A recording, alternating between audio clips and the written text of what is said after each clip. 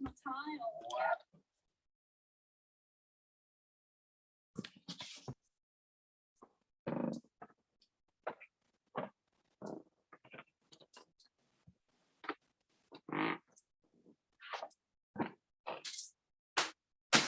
Good evening to all of you joining us. We're waiting for several members to come in from the caucuses.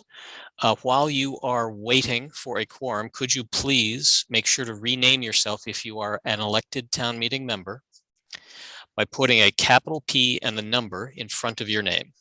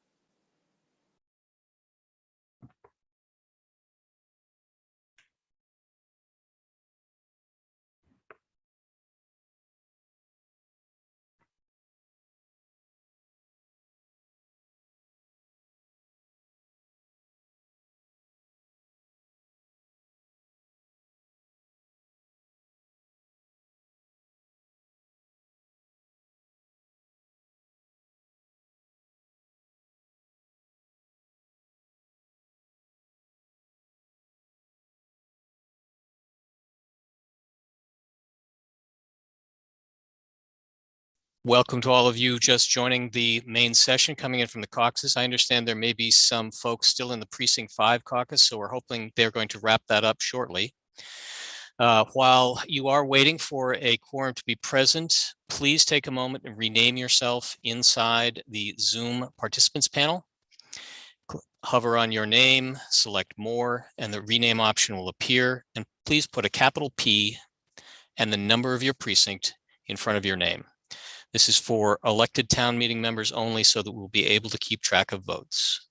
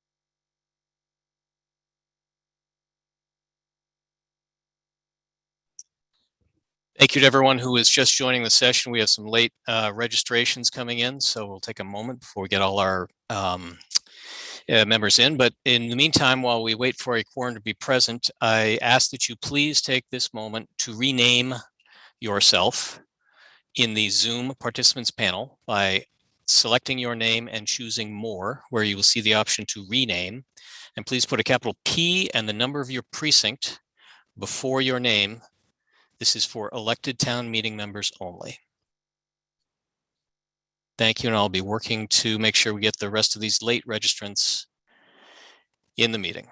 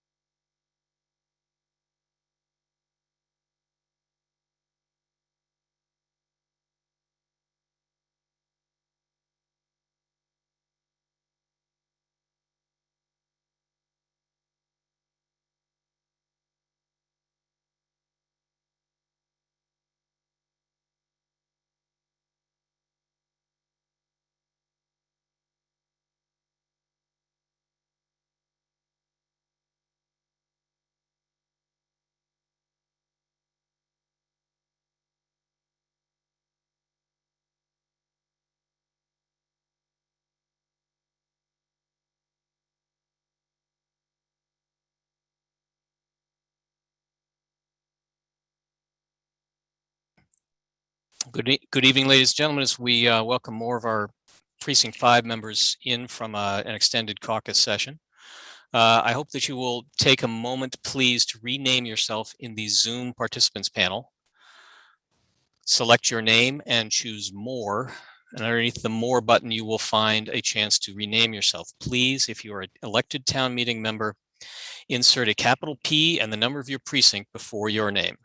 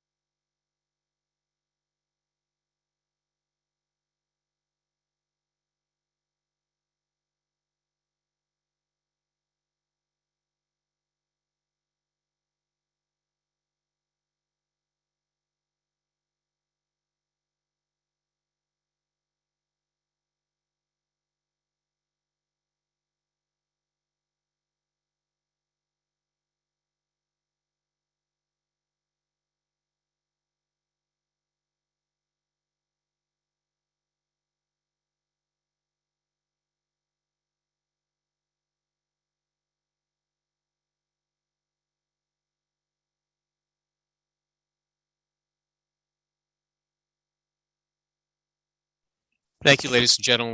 We anticipate to call the meeting to order in a few moments here. Could I also ask that all visitors, whether town employees or persons who've approached the town clerk prior to 48 hours ago for access to the town meeting, to please rename themselves with a capital V before their name. This will facilitate voting considerably.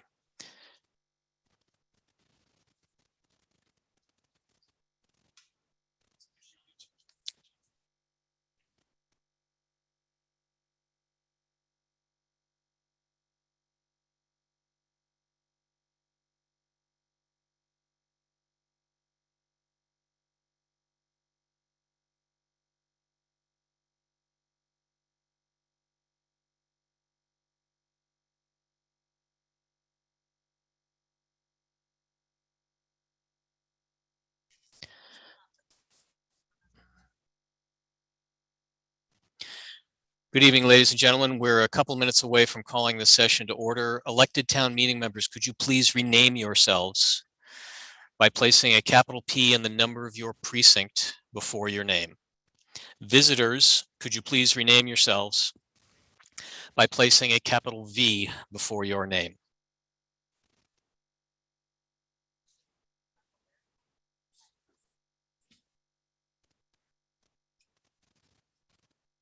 Mm.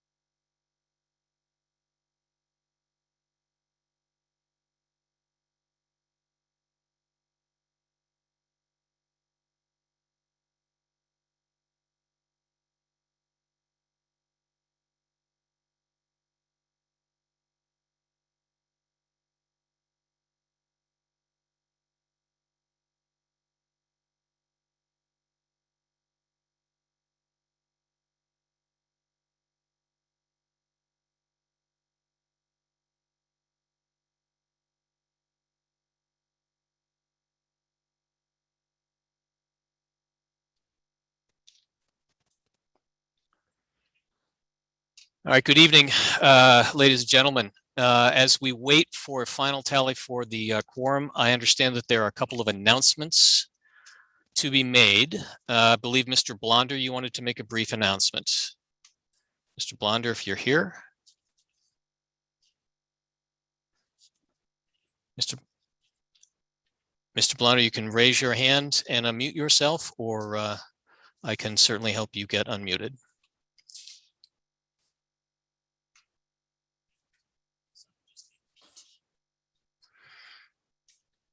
Failing Mr. Blonder, we'll come back to you. And Ms. Shear had another announcement to make as well. Ms. Shear, if you'd like to raise your hand, I can recognize you to speak.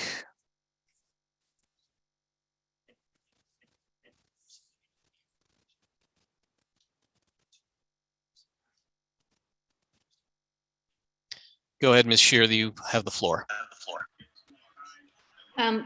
Hello, we just want to let everybody know that Reach Arts is sponsoring Porch Fest this weekend on Saturday, noontime to 6. We have, I think at this point, 17 host porches and 30 bands who will be playing generally through the Olmsted area, but around Swampscott as well. And we encourage everybody to participate. And it's a nice outside, COVID-friendly type event where all of the activities will be taking place at individual porches where people have chosen to host bands. So we hope everyone will come out. We're looking forward to it. And for more information, people can go to reacharts.org. Thank you, Ms. Shear. Thank you. Mr. Blonder.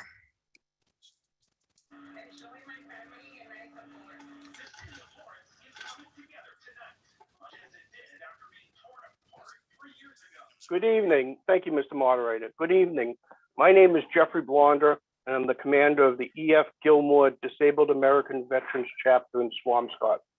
We are the largest veterans service organization in town. The past few years have been difficult for the veterans of Swampscott. We have faced strong headwinds from the town, but we remain resilient. In order to serve the veterans of Swampscott better, the 4 veteran service organizations in Swampscott, the VFW, the DAV, the American Legion, and the Marine Corps League are joining forces to create a veteran center in Swampscott. We are kicking off this effort on Saturday, September 25th at noon with a Veterans and Military Family Service event that will have entertainment, food, prizes for all in attendance, but more importantly, we plan to have representatives from the VA and the Lowell Vet Center to assist veterans in finding out what benefits they are entitled to. This event will be held at the Swampscott Veterans Center at 8 Pine Street and will run till 4 p.m. We are seeking donations from the community to ensure the success of this event. If anyone is interested in making a monetary or other donations, please drop them off at the Swampscott Vet Center at 8 Pine Street in care of myself or Patrick Burke. If anyone needs more information, feel free to contact me. Thank you.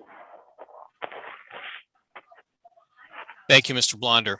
I have confirmed with the town clerk that we have a quorum present, so I would like to call the September 13th special town meeting for the town of Swampscott to order. And I believe the first matter of business, Madam Clerk, is we will need to swear in a number of newly named town meeting members. Since the last election, we've had a number of people who've moved out of town or who have resigned their seats. Madam Clerk, if you could proceed. Okay, raise your right hand and repeat after me. I state your name. Do solemnly swear that I will faithfully and impartially perform all the duties imposed upon me by my election as a town meeting member in the town of Swampscott, according to the laws of the Commonwealth and according to the bylaws of the town of Swampscott. So help me God. Congratulations. Thank you, Madam Clerk. As a first matter of business under the emergency legislation that allows us to conduct a virtual town meeting, I'm required to ask for a motion to continue this meeting in this venue. Can I ask for such a motion?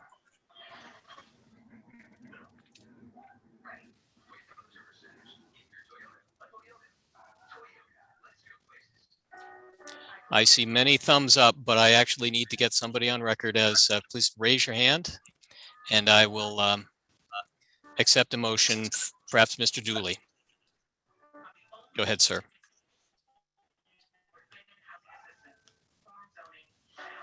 Mr. Dooley, are you making such a motion, please?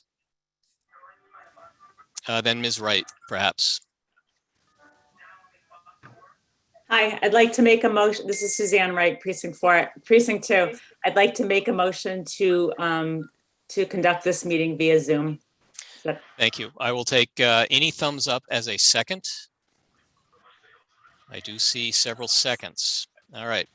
Before we take this vote, because we have new members, I'm just going to walk through the process. We are using the Reactions tab in the Zoom interface.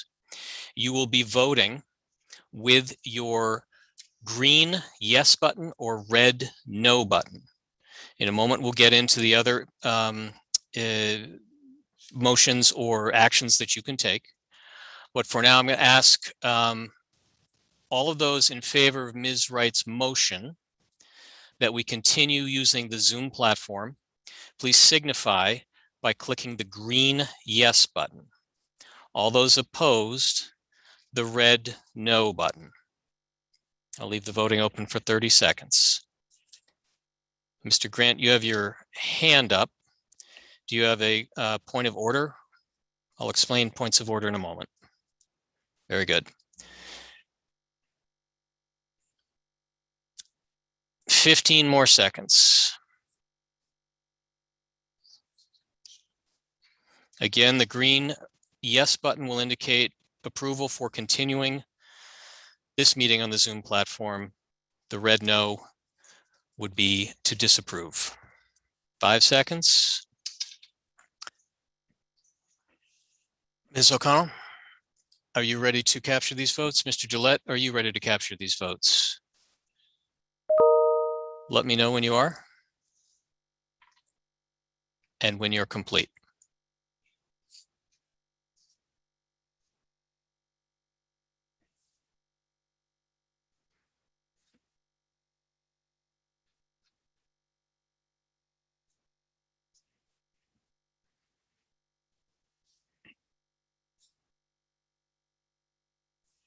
Thank you, Ms. O'Connell.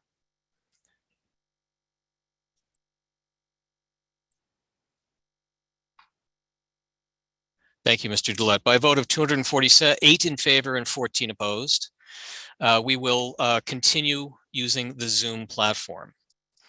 A couple of additional explanations for the procedures we'll use tonight on this virtual platform. We just covered voting yes and voting no. The other actions that you can use in this platform, also found in the Reaction tab. Thumbs up will be used to second a motion. Thumbs up is not a persistent reaction. It will disappear after approximately 10 seconds. But if I get a single thumbs up, I will treat the motion as having been seconded. There are a number of other ones that you can use at your discretion, including applause and celebration and whatnot, but I will only be looking for the thumbs up. We covered voting yes, we covered voting no, we covered raising your hand to be recognized to speak. The final reaction that I want people to understand how to use is the slow down button, which is the gray reverse arrow found just to the right of the red no button. You may use this button to indicate that you have a point of order or a point of personal privilege. That will interrupt all proceedings. I'll recognize you and ask you to state your point, and then we will proceed depending on what the nature of the point is. So at this point, I am going to lower everyone's hands, clearing the votes.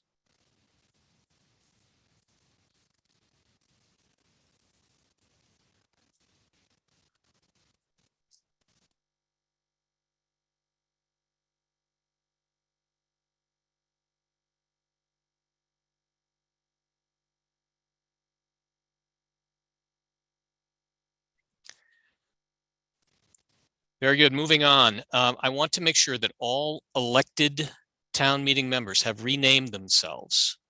In Zoom, if you go to the participants panel where you can find your name, hover over your name and choose more, you will see a rename option. Please rename yourself by putting a capital P and your precinct number before your name. This will allow you to be sorted in alphabetical order in our participants list. If you are a visitor and you are not an elected town meeting member, please indicate by putting a V in front of your name. We'll be using this to make sure that only town meeting members are voting. If there continues to be any confusion about that, I also have the option to move all visitors into the waiting room during a vote. I hope I don't have to, because that will be time consuming. If you are having trouble renaming yourself, please feel free to use the chat function to reach any of our co-hosts who will help you. Very good.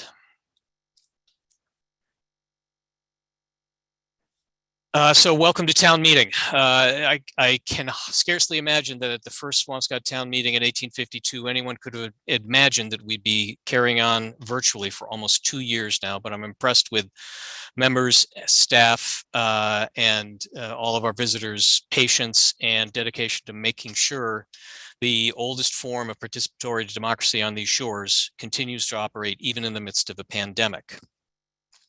So this evening, we will hear a number of motions on articles, and you will be invited to speak by raising your hand. We also have a number of non-town meeting members present who have reached out to the town clerk in the required 48-hour time window, and they may be recognized to speak as well.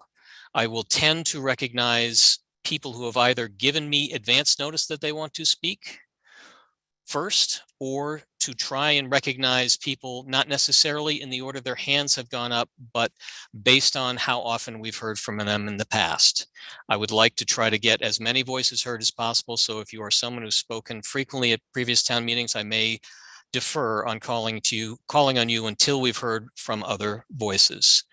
Now, our town meeting, our bylaws and charter specify that any town meeting member may speak for 10 minutes at a time, up to 2 times on any given topic. And if you do the math with 324 town meeting members, if we all took that amount of time, there would be a significant chance that we would still be here by next week. So I urge you to speak concisely, succinctly. If someone before you has made the same point you would like to make, it's absolutely fine to say, I completely agree with the previous speaker's comments.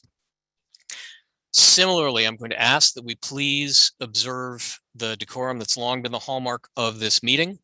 You are to refrain from directing comments at another member or at a member of the staff. You direct your comments through me, the chair.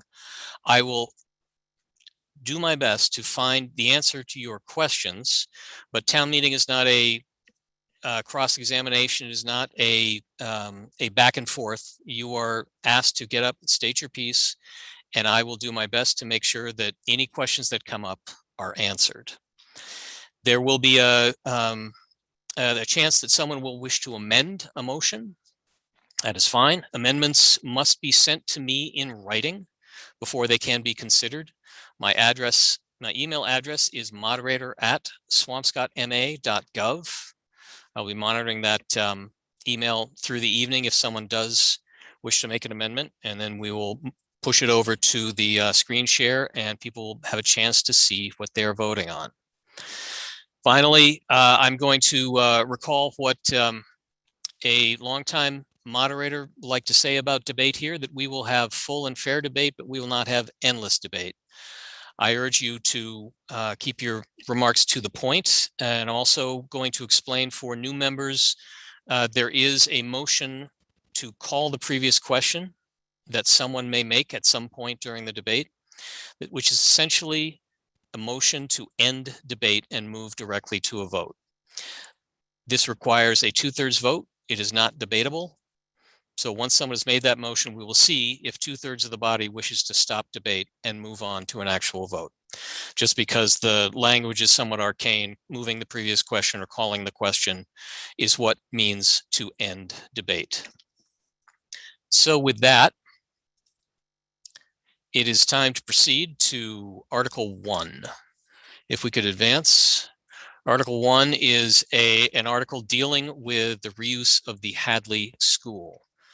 I believe I am looking for Mr. Duffy.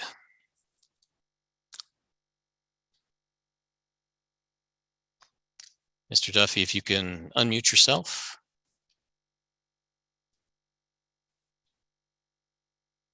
And make the initial motion.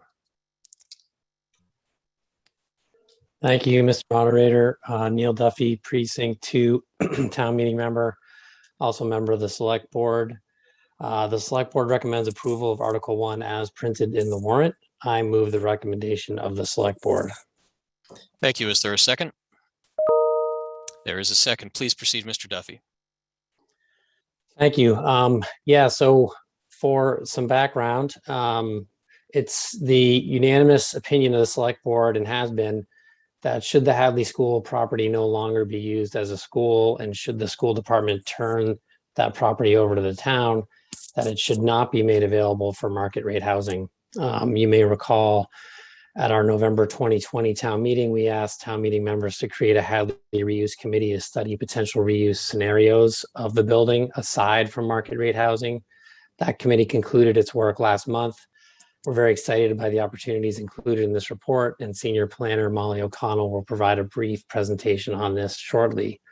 But tonight, as a show of further commitment to preventing market rate housing at this site, we're proposing the town meeting authorize the Select Board to impose a deed restriction on it. This restriction is contingent on the passing of Article 2 tonight and on the passing of the debt exclusion for the elementary school at the town-wide vote on October 19th. The only way this deed restriction can be lifted is by a future authorization of town meeting. In other words, the Select Board, any Select Board would not be able to undo it without going to town meeting first. To the extent that people are concerned, and understandably concerned, that Hadley will become a market rate residential development, and that concern influences their support for the new elementary school project, we think it's important to provide as many assurances as possible, as soon as possible, that this will not happen without authorization of a future town meeting. I believe, Mr. Moderator, that I now would like to turn it over to the Chair of the Finance Committee, Tim Dorsey. Yes, I understand. Mr. Dorsey, please, the floor is yours. Thank you. Tim Dorsey, Precinct 4, Chair of the Finance Committee.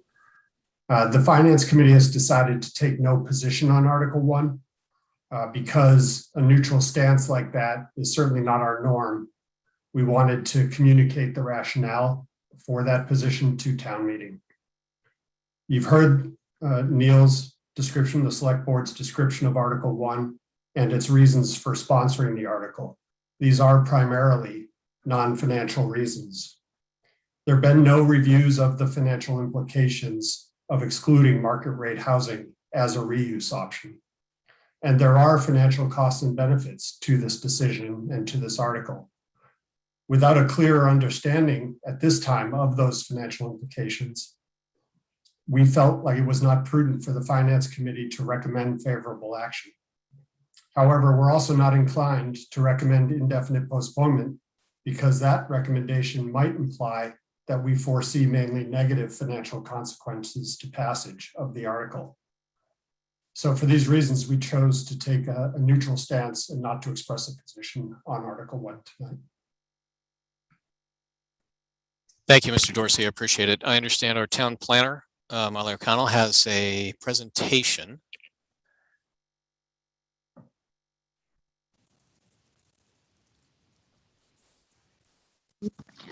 Okay, as we wait for her to share the screen.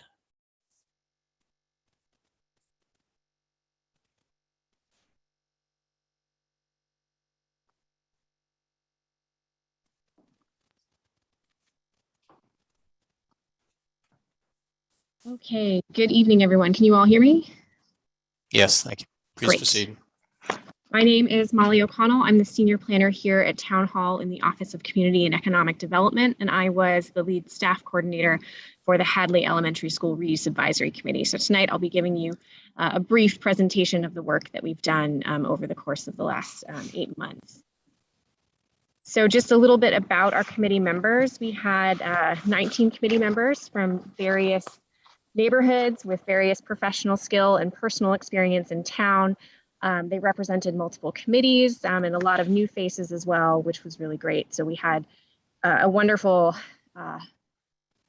pool of talent and pool of thoughtful, knowledgeable people working on this committee.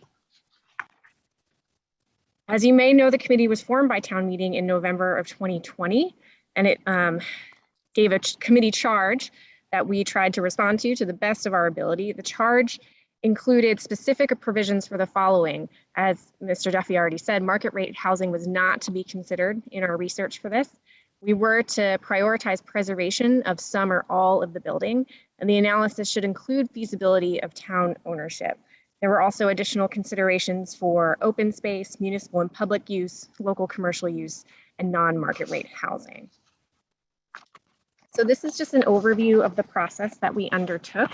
The committee officially kicked off in January of 2021 and wrapped and gave our report to the select board in August.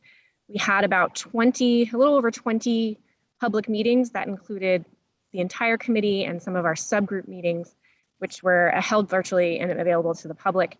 There were 2 community engagement efforts, a survey and an open house, and I'll address those a little bit more. Those pictures there are from our open house, which was in July in Linscott Park. So a little bit about kind of the framework that we worked in, some of the initial analysis that went into the scenario discussion that we'll get to in a minute. We held an initial committee visioning session and developed 5 themes out of the conversations that came out of that.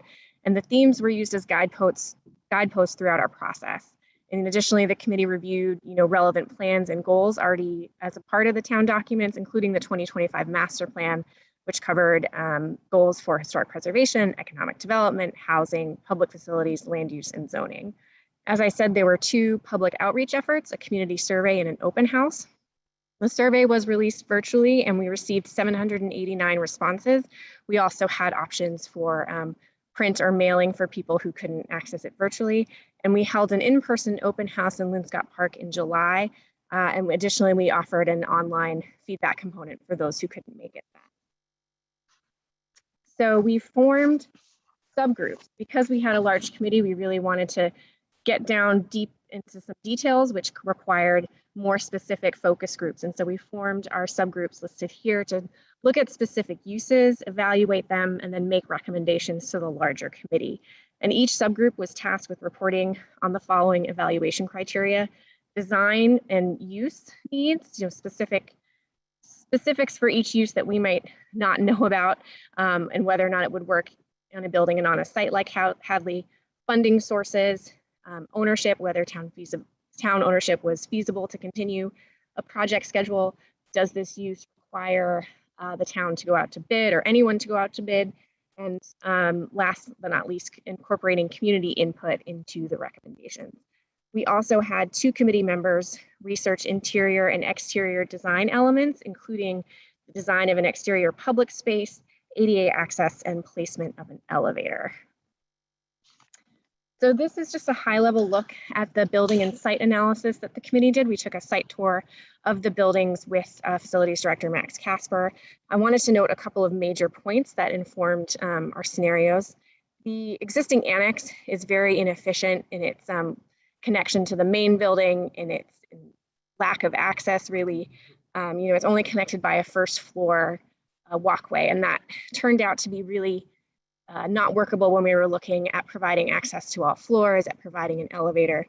And so that featured heavily in kind of some of the decisions made for scenarios. Additionally, the current parking footprint really doesn't serve other uses effectively. It kind of wraps around the building and actually minimizes the amount of spaces you could maybe have. So we tried to rethink where parking and open space could exist on the site. So I'm going to get into the 3 recommended scenarios that the committee presented to the select board in August here. Scenario 1, we called mixed use commercial. So in this scenario, we're reusing the main building of Hadley, but the annex has been removed. And there's a small entry addition is what we're calling it, that is able to take use of the current stair corridor to provide an elevator to all floors, and of course, relocating the stairs a little bit. There are anticipated arts and civic uses in the basement and first floor, and commercial uses on floors 1 through 3. We anticipate that this would be a public-private partnership with a long-term lease agreement or split ownership with a developer, and a combination of traditional and private equity and grants and public allocation. The committee identified the opportunity to reuse the auditorium as a function and performance space. This has been successfully done in other reuse models, and also kind of takes advantage of a very cool opportunity we don't necessarily have right here in town to have a multifunctional performing venue. Scenario 2 looked at affordable housing. And again, this reuses the main building, but with a new annex addition. We still are able to accommodate some truly public open space on site, relocated the parking, and on the first floor of the addition anticipate a public space for full community use. The entrances are relocated to the new addition, as I said, to kind of accommodate this full access to the building. Low income housing tax credits fund affordable units, and that's a key financial tool in this scenario. And we would anticipate, again, a long-term ground lease to retain town ownership. These units would count towards the town's affordable requirement and help us in meeting those goals that we've identified. The last scenario is about hospitality. And again, we're reusing the main building with a new addition, slightly smaller than the one anticipated for rental units, because hotel units tend to be smaller in square footage. We're still accommodating some open space amenities, including the playground and a community plaza. And we also anticipate that there would be a function room and potentially event space, again, in the auditorium. And there's potential for interior town access, which would be determined later on through site conditions, but is a priority of the committee and hopefully a priority of the town. So if financing and ownership, private equity and traditional financing would be the full model. We would be looking for a hotel developer and hotel operator to develop the site. And again, we're looking at the opportunity to reuse the auditorium and providing something that's been identified in our master plan and other planning documents as a needed item, an overnight stay opportunity that we don't currently have in town. The committee also voted to recommend consensus items that emerged as priorities throughout the process. These are the 4 of them. I'm not going to read them all to you, but they address some of the conversations that the committee had and agreed upon and wanted to specifically include in the report. And Mr. Moderator, that is my presentation. Thank you very much. Is there debate on Mr. Duffy's motion? Ms. Goodman. Ms. Goodman raised and lowered her hand. Is there debate on Mr. Duffy's motion? Yes, Ms. Goodman. Sorry, thank you. Can you hear me? Yes, please proceed. Okay, thank you. As Tim Dorsey states, the select board's reason for sponsoring this article are primarily non-financial. However, passing this article will have a financial impact on the town. Based on the Swampscott Town Meeting Guide, available on the town website under Town Meeting Basics, I quote, "The Finance Committee is appointed to advise town meeting on all questions that have a financial bearing on the town." In the interest of the time of this body, I know there will be much debate on Article 2. Until FinCom has a chance to review the financial implications of this article and advise town meeting on the monetary impact to the town. This is the primary purpose of our Finance Committee, and we cannot make a sound decision without that information. I move that we indefinitely postpone Article 1. It would be irresponsible for town meeting to move forward with a vote on this matter without having a recommendation from FinCom. Voting on an article that has financial implications without FinCom's recommendation sets a dangerous precedent. So I hear a motion to indefinitely to amend the main motion to indefinite postponement. Is there a second? I'll look for a thumbs up. Thank you. And I don't know if you have anything additional to add to that, but I would point out that in our charter and in the enabling state legislation, all matters of finance are referred to the Finance Committee. There is no requirement that the Finance Committee make comment. Mr. Patsios. Thank you. I find it a little unusual that you do a study to determine some of the parameters of things.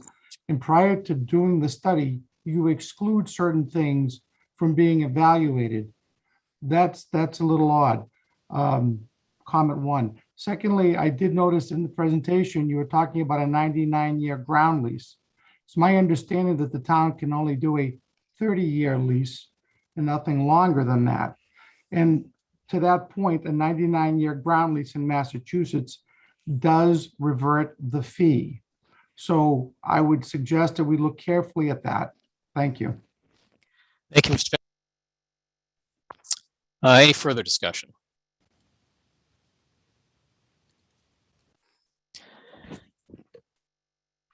Mr. Samalas.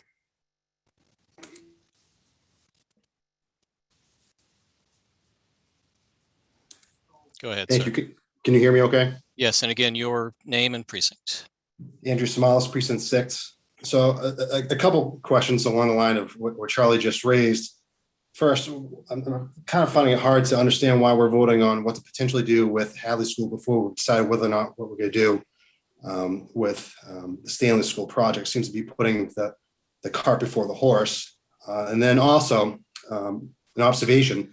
It seems like a lot of the issues that we had in terms of potential renovations for the Hadley School, in terms of infrastructure, it seems like it has been able to be solved with some of these other mixed-use projects, such as putting an elevator in to make it more accessible, putting additions on, parking, driveway, reusing the auditorium. It seems like these are all things that we could use in a refurbished school that somehow we're able to do for the reused version of Hadley, but not examined for reusing it, currently using it as a school through refurbishment. Thank you. Thank you, Mr. Samalas. I am informed that the town does currently have a 99-year ground lease involving the Michon School reuse, just in case there's a question on that. Mr. Duffy.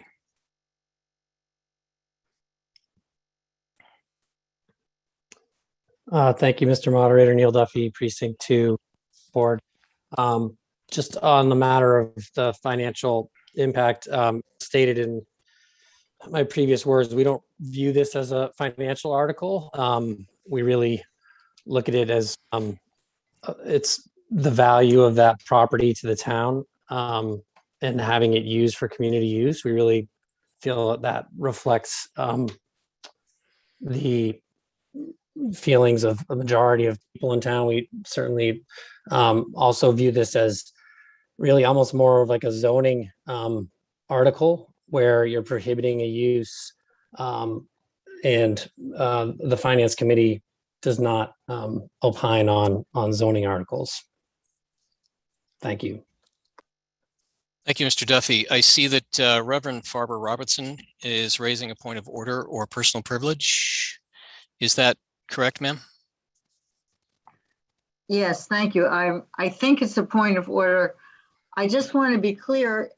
Are we discussing we are only discussing whether or not to indefinitely postpone or whatever that motion was. We're not discussing the motion itself. Is that correct? That is correct, although a motion to indefinitely postpone would, if that were to become the main motion, it would be in order to discuss the thing being indefinitely postponed. But you make a good point. I will remind members that we are discussing whether or not to pass the amendment of Mr. Duffy's original motion. Thank you. You're welcome. Thank you. And I see Ms. Papalardo. Hi, Elizabeth Papalardo, Precinct 4. If we vote on this motion, are we locked into these three choices? No, that is not the case. This merely enables the select board to put that restriction on it. Is there further discussion of Ms. Goodman's proposed amendment? All those in favor of Ms. Goodman's proposed amendment to strike Mr. Duffy's initial motion and replace it with a motion to indefinitely postpone, please use the green yes. All those opposed, please use the red no. This requires a simple majority.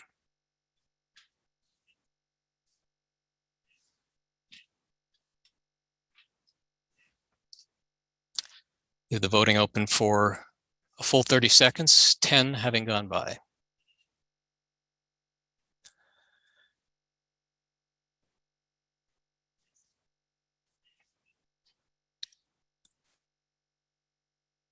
Ten seconds.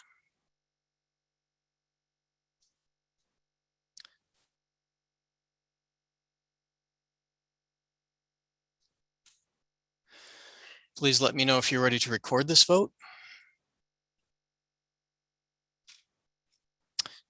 And let me know when recorded. Go ahead.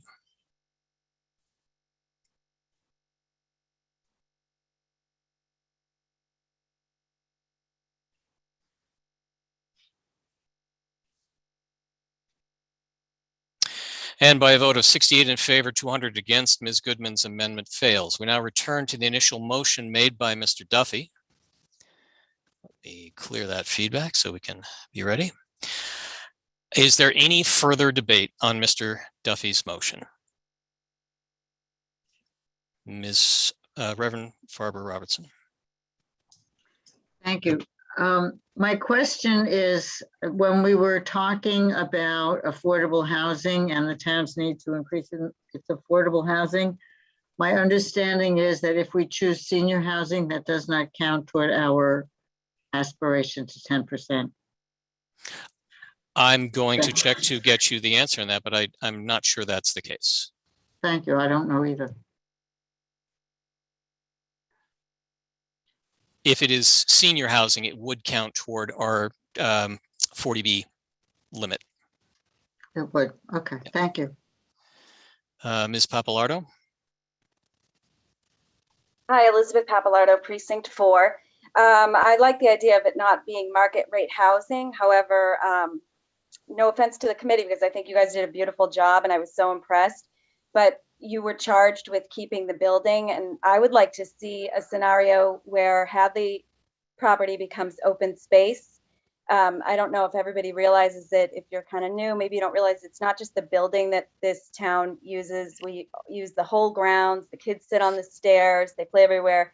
Castleberry Fair the other day, 31 cars. I mean, they were jammed in, right? But there were 31 cars there. So, you know, if we give this to a developer, we're losing hangout space, and we're also losing parking. And I just could see something really cool going in there. We could do a rink, we could do an outdoor auditorium. Like, there's so many options. So I would encourage coming up with an open space scenario we can look at as well.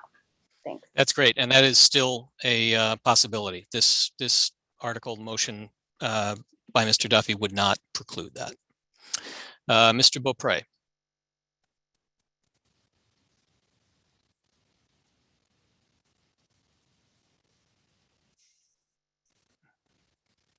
Successfully. There we There go. you are. Thank you, Mr. Moderator. Larry Beaupre, Town Meeting Member, Precinct 6. I also served on the Hadley Reuse Committee. And I just wanted to briefly address the question that another member raised about, are we putting the cart before the horse here? And that sort of resonated with me because a number of people I spoke to during the process raised the same question. And one of the reasons why we got together and did this was, if you look at the history of where we have turned over buildings, thinking the Greenwood Avenue School and then the Michon School, we haven't really had any sort of vision or thought or alternatives about what we should do with them. And they sat vacant for a number of years, and people were not very pleased by that outcome. So what we are trying to do is, in advance of the vote on Article 2, to present, I hope, to town meeting a vision that there are some important and exciting things we can do with these buildings, and that we will not have another scenario where a building goes unused. Hadley is a prime spot of land within our town. And we're very excited about what could be done with it, either the opportunities that we put together in the report that Molly did such a great job on, or something else that comes up. Thank you. Thank you. That's well said, Mr. Beaupre. And I would remind members that we are voting tonight simply on the deed restriction to preclude the use of the space to develop market rate housing. It's not to decide what will go there. It's not to solve what it could be in the future, with the exception of the market rate housing question. Ms. Vasilio. Hi, thank you. Tasia Vasilio, Precinct 5. Just, speaking from my perspective, being on the Board of Assessors, this could be a very high tax generating property. And I think it is critical that we do look at the financial impact before we make this decision, especially given that we will be voting on the next article for almost $100 million to build the new school. This is something that could offset some of that cost potentially. And I think it's important to take that into account when we're making this decision. And again, people are talking about putting the cart before the horse. We have time to make this decision. This isn't something that has to be decided tonight. We can do a more thorough analysis and make a more well-informed decision when the time comes. Thank you. Thank you, Ms. Vasilio. Ms. Martin Epstein.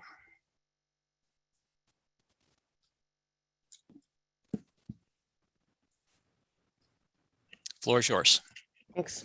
Kim Martin Epstein, Town Meeting Member, Precinct 3. I just wanted to clarify that it was my understanding that the whole reason that we're talking about precluding or restricting against market rate housing was that it was generally this body in this town that had decided that regardless of what else happens, that was a no-go.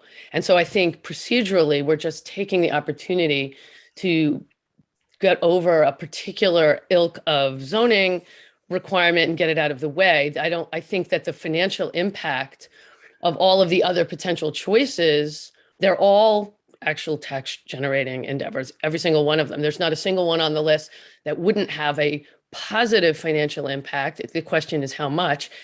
Agreed, it hasn't been decided yet. And all we are doing today is essentially codifying something that this body has talked about it as being, and the Hadley Reuse Committee as a wing of this body has talked about being something on the need to do list. And that's really what we're getting done now. And by the way, it does take a very, very long time to reuse town property. And there's no way to start too early.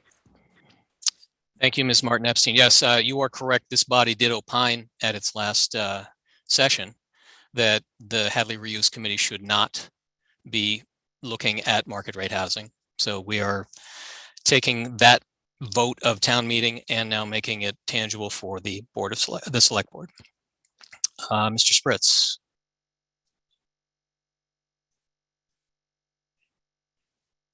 Go ahead, sir. Unmute yourself. Yes, so Wayne Spritz, Precinct 2.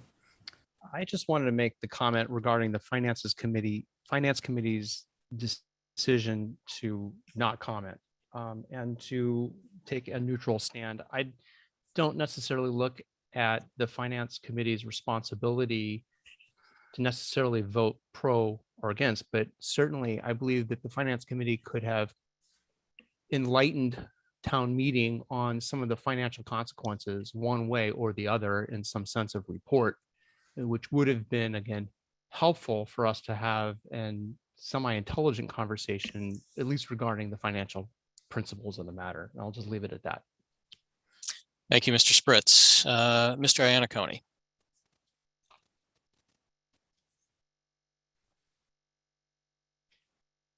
Go ahead, sir. You'll need to unmute. Yes, I would like to call the previous question. Mr. Iannacone has called the previous question, which would end debate on this topic. Is there a second? I see a second. Calling the previous question will end debate, and we move directly to a vote on Mr. Duffy's original motion. It requires 2/3 vote to end debate. Accordingly, all those in favor of Mr. Iannacone's motion to call the previous question, please use the green yes button. All those opposed, the red no button. 30 seconds.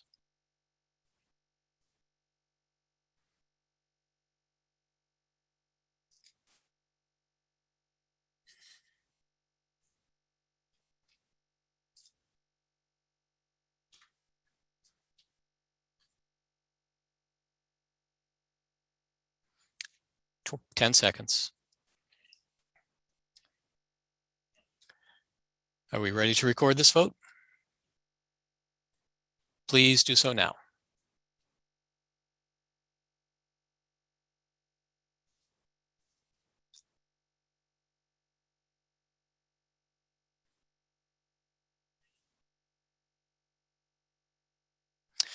And by a vote of 254 in favor, 19 against, Mr. Iannacone's motion to call the previous question is passed, and we move directly to a vote. Let me clear the votes and we will begin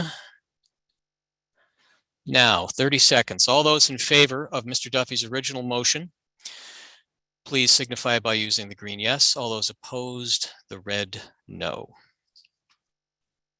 This does require 2/3.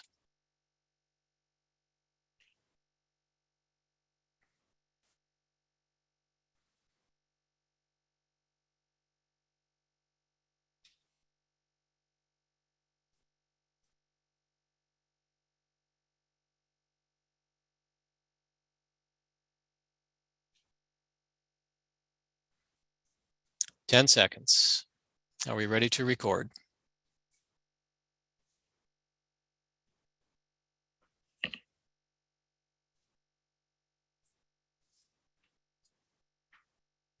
Please record the vote and let me know when you are done.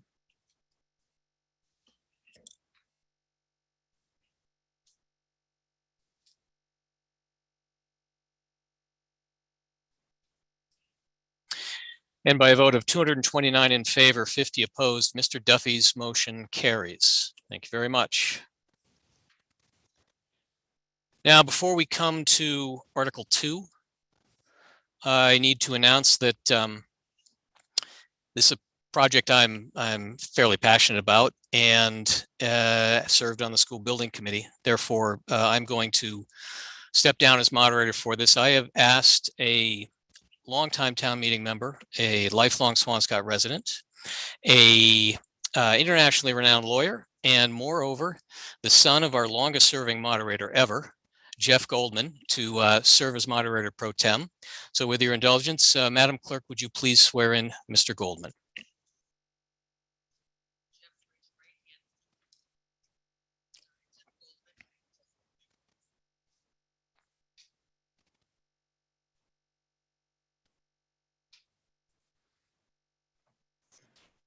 I, Jeff Goldman, do solemnly swear that I will faithfully and impartially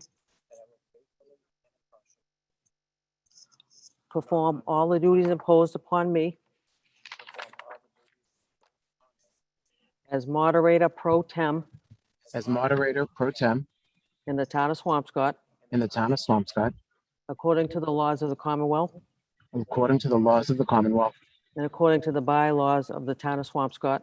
and according to the bylaws of the town of Swampscott. So help me God. So help me God. Thank you, Madam Clerk. And thank you, Mr. McClung, for giving me the privilege and the honor of serving as moderator pro tem tonight. We're going to have definitely a full and fair debate of all of the points of Article 2. I'm going to ask that Article 2 be placed in front of the members.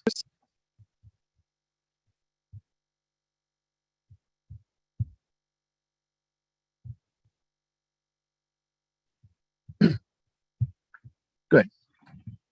I think everybody is familiar with Article 2 regarding the new elementary school project. I'm not going to read the entire article, but the summary is whether the town will vote to appropriate the amount of $97,461,523 for the purpose of paying costs for the design, construction, and equipping of a new elementary school, commonly referred to as the new elementary school project, which will be located at the current Stanley School site. I'm going to call on Tim Dorsey, Chair of the Finance Committee, to make a motion regarding Article 2. Thank you. Tim Dorsey, Precinct 4, and Chair of the Finance Committee.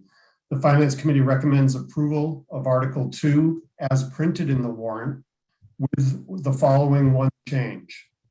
Add the words, in quotes, at a town election, end quotes.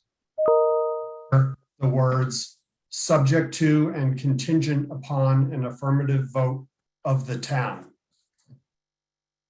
I move the motion of the Finance Committee.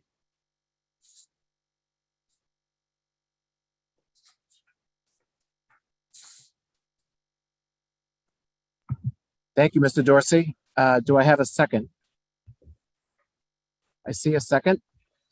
Mr. Dorsey. So just to make sure it's clear what the amendment was, if I don't know if you could put that back up actually on the screen for a quick second.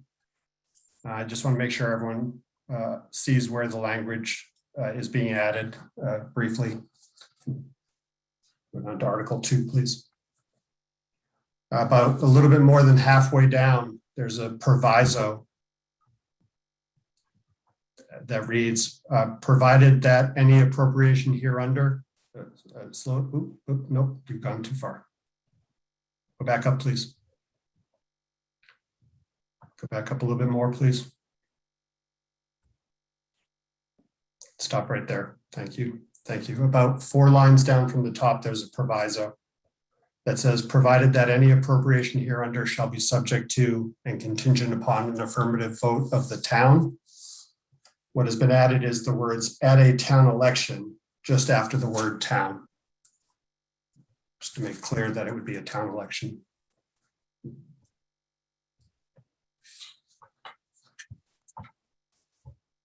So I'd like to, if you could pull up my presentation at this point, I'd like to take a few minutes to talk about the Finance Committee's favorable recommendation.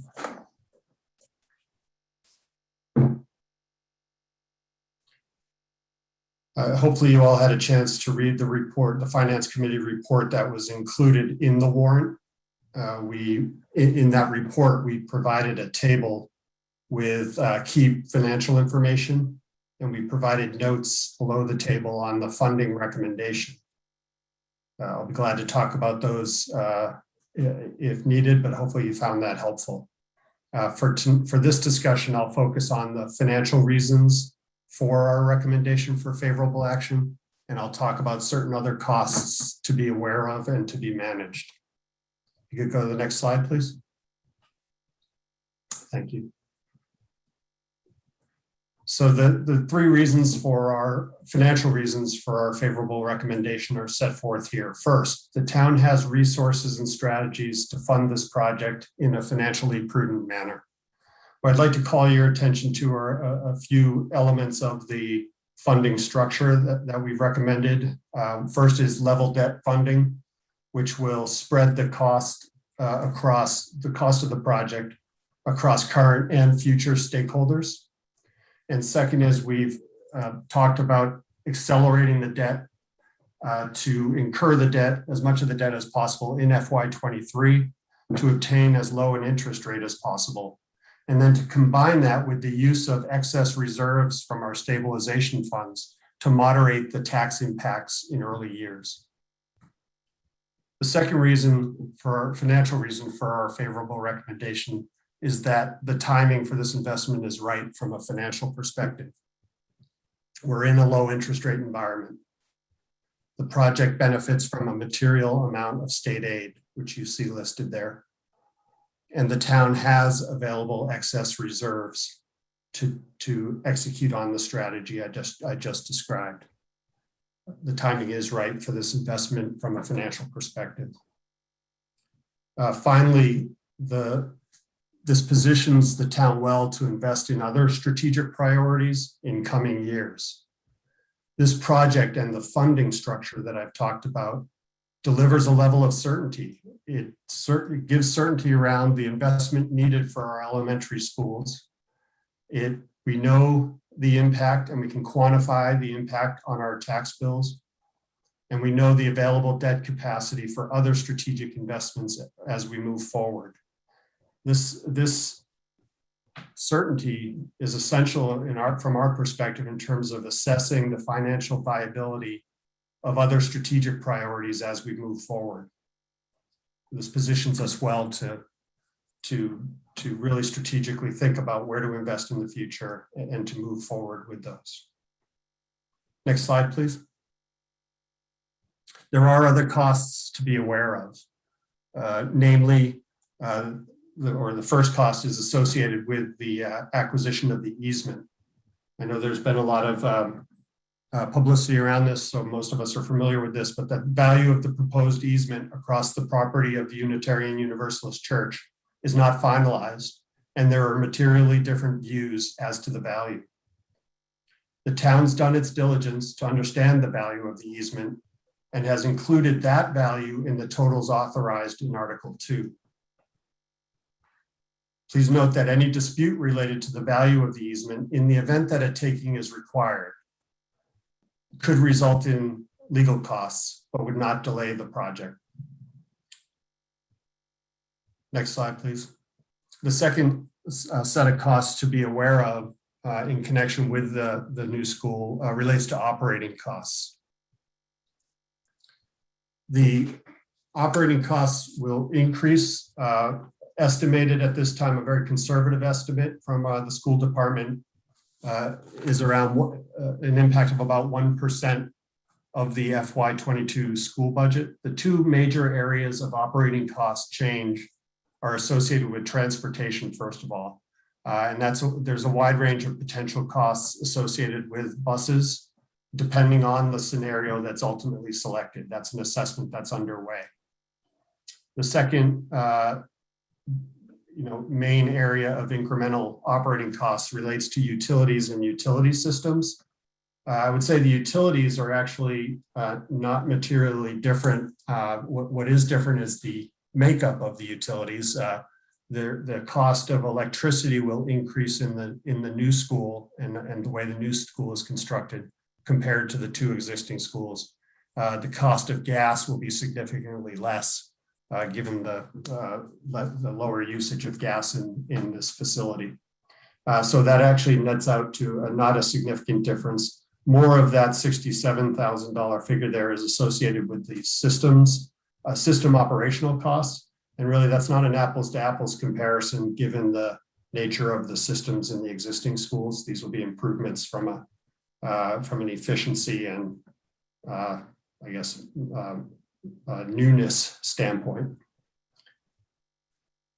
The staffing trade-offs, I'm sure there will be members of the school that can talk to this point, but they do not anticipate material changes to its current headcount, and that's across the system. The school department characterized these estimates on the operating costs as conservative and pointed out that there are opportunities as we move forward for potential revenue generation and further cost reduction in the case of both transportation and solar, for example. And we're going to keep track, and we will be meeting with the school as they move forward and look to manage these costs.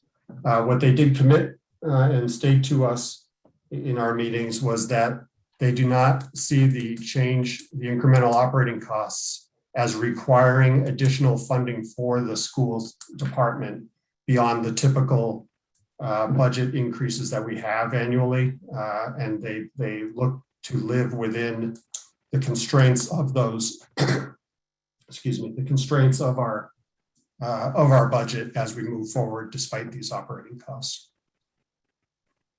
Next slide, please. So in conclusion, given the strategies that we've talked about and the funding structure that we've talked about, the estimated maximum annual net impact on the median single-family household tax bill, the maximum annual, is $300.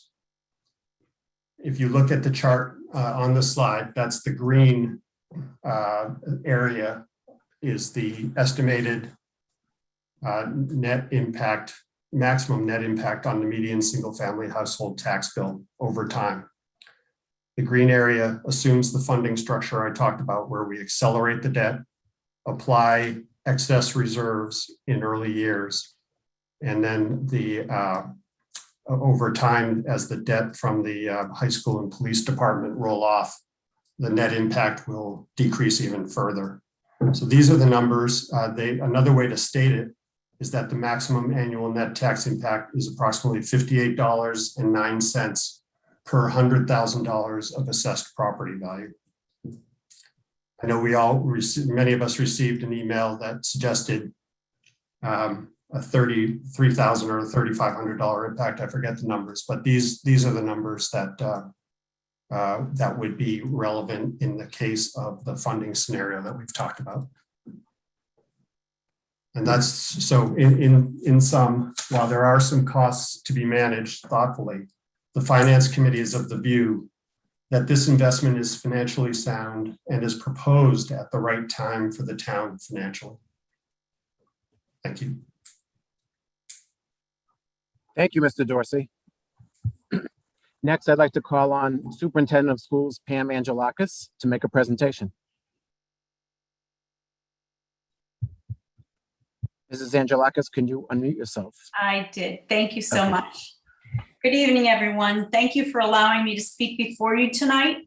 I'd like to begin with a short video that will take you through our process since 2018, also highlighting all of the work that has brought us to this critical vote this evening. Could the video please be played?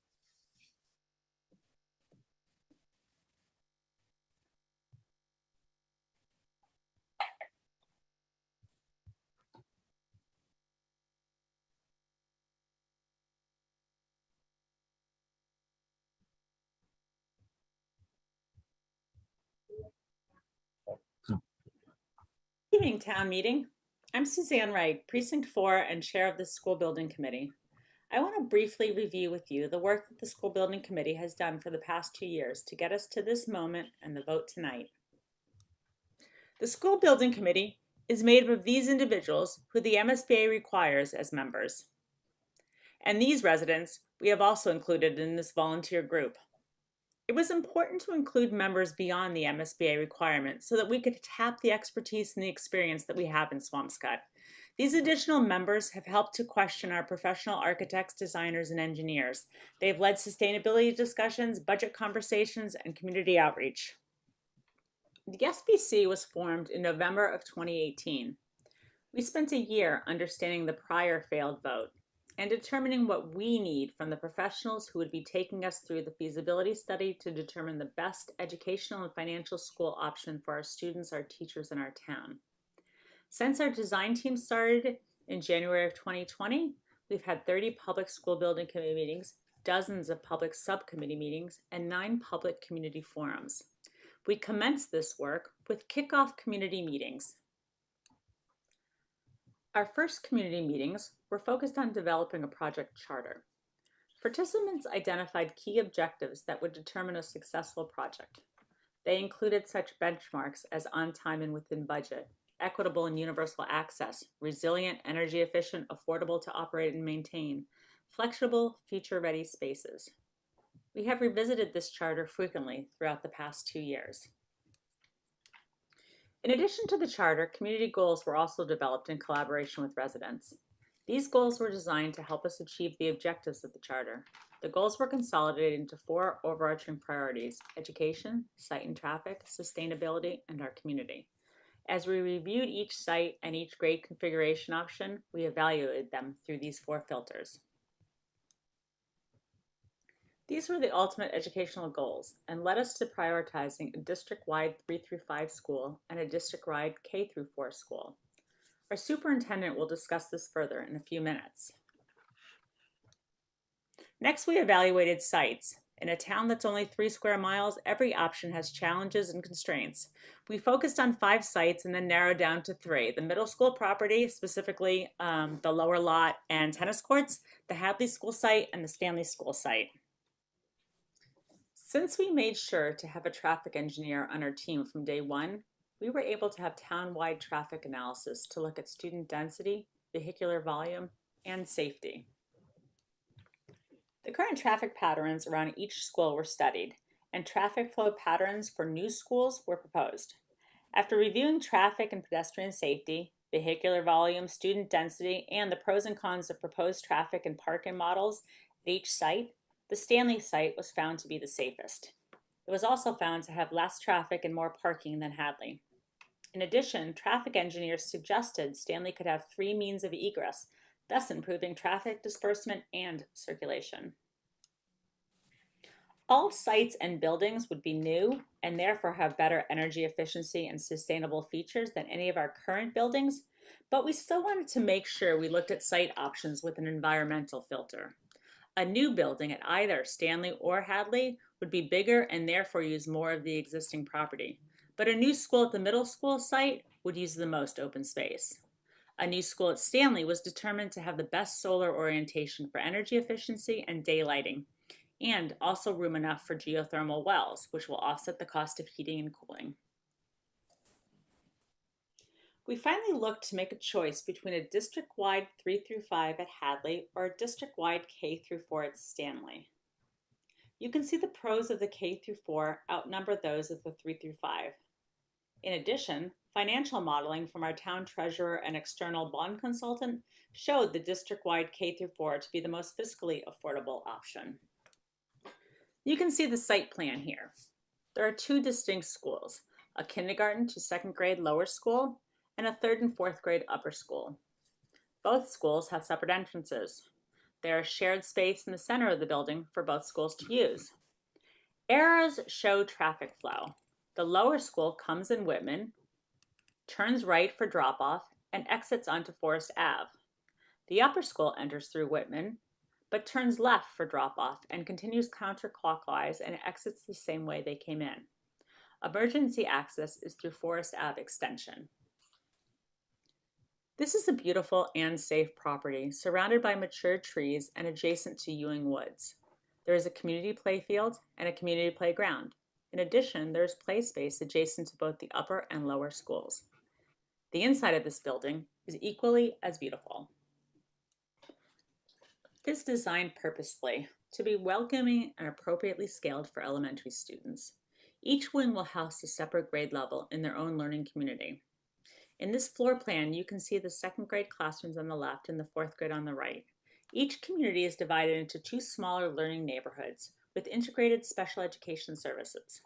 All grades share common space in the center of the school building, including, on this floor, an art and tech room and a full-size gym, the only gym in our town with air conditioning. Common spaces will also be available to our community. The School Building Committee has spent an unbelievable amount of time listening to you and to other residents of our town, listening to our professional educators, listening to members of our Finance Committee, Conservation Committee, Planning Board, and to professional architects and engineers and designers. We have visited newly constructed schools and picked the brains of principals, teachers, architects, and facility personnel. We are presenting you with the best educational option for our students, our teachers, and our town, for now and into the future. I ask that you applaud and support the work of the School Building Committee. Thank you so much. Thank you, Mrs. Wright, for that video. Much appreciated. The Office for Civil Rights at the United States Department of Education stated in a 2014 Dear Colleague letter that structurally sound and well-maintained schools can help students feel supported and valued. Students are generally better able to learn and remain engaged in instruction, and teachers are better able to do their jobs in well-maintained classrooms that are well-lit, clean, spacious, heated, and air-conditioned as needed. In contrast, students and teachers suffer when classrooms are too hot, too cold, overcrowded, dust-filled, or poorly ventilated. This is not news to any of our educators. Our schools and students are thriving despite the challenging and often frustrating working conditions they face daily. We have the 4th oldest school buildings in the state. They are deficient in all the ways our faculty and staff have highlighted and been making do with for years. We have a fantastic opportunity right now to address all of these deficiencies and provide all of our elementary students, faculty, and staff with a future-ready school that this community deserves.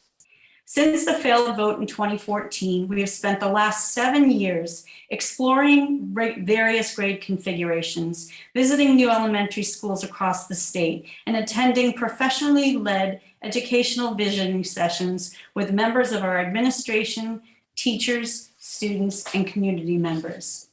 Our overarching goal for this project is to provide equity, inclusion, and excellence. This can be accomplished by way of our educational goals, which were highlighted in that presentation, but I'd like to reiterate. First is to align our grades district-wide. This is critical for the Swampscott Public Schools because currently there are 3 elementary schools made up of very distinct socioeconomic demographics. During the last school year, a regular audit was conducted by the Mass Department of Elementary and Secondary Education, and they flagged the economic disparities between our 3 elementary schools. The economically disadvantaged population at Clark School is 33%. At Hadley, it's 20%. At Stanley, it's 6%. By building a K-4 twin elementary school, we're creating equity among our students, faculty, staff, and families. Improving student placement is also important. This new elementary school will improve student placement within the school. Instead of having only 2 or 3 classes per grade level, there'll now be 7, 8, or 9.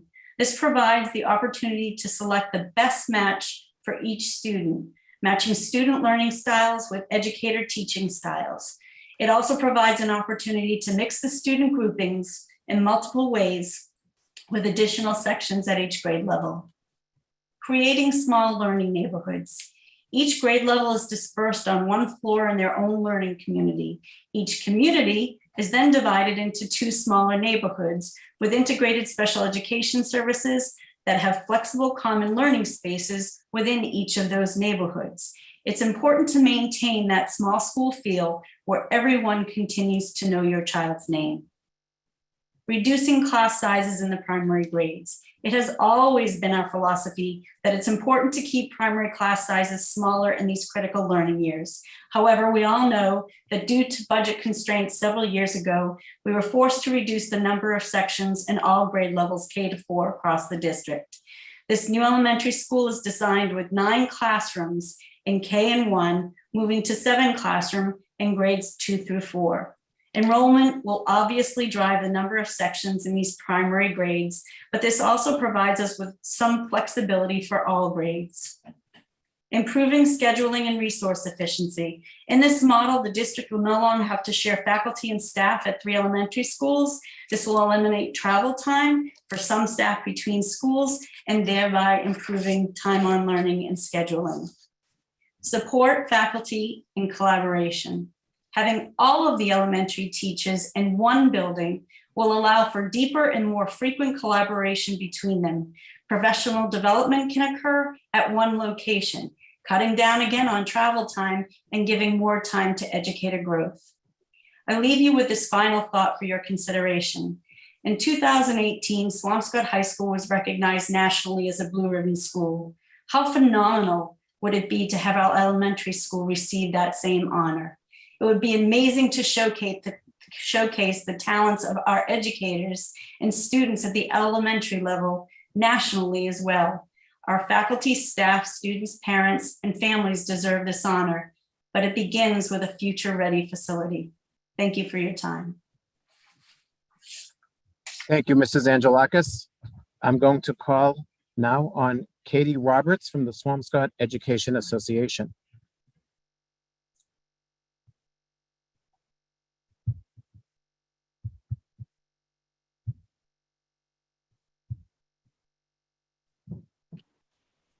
Hi, my name is Katie Porter Roberts, Town Meeting Member, Precinct 1. And in full disclosure, I am a volunteer on the School Building Committee.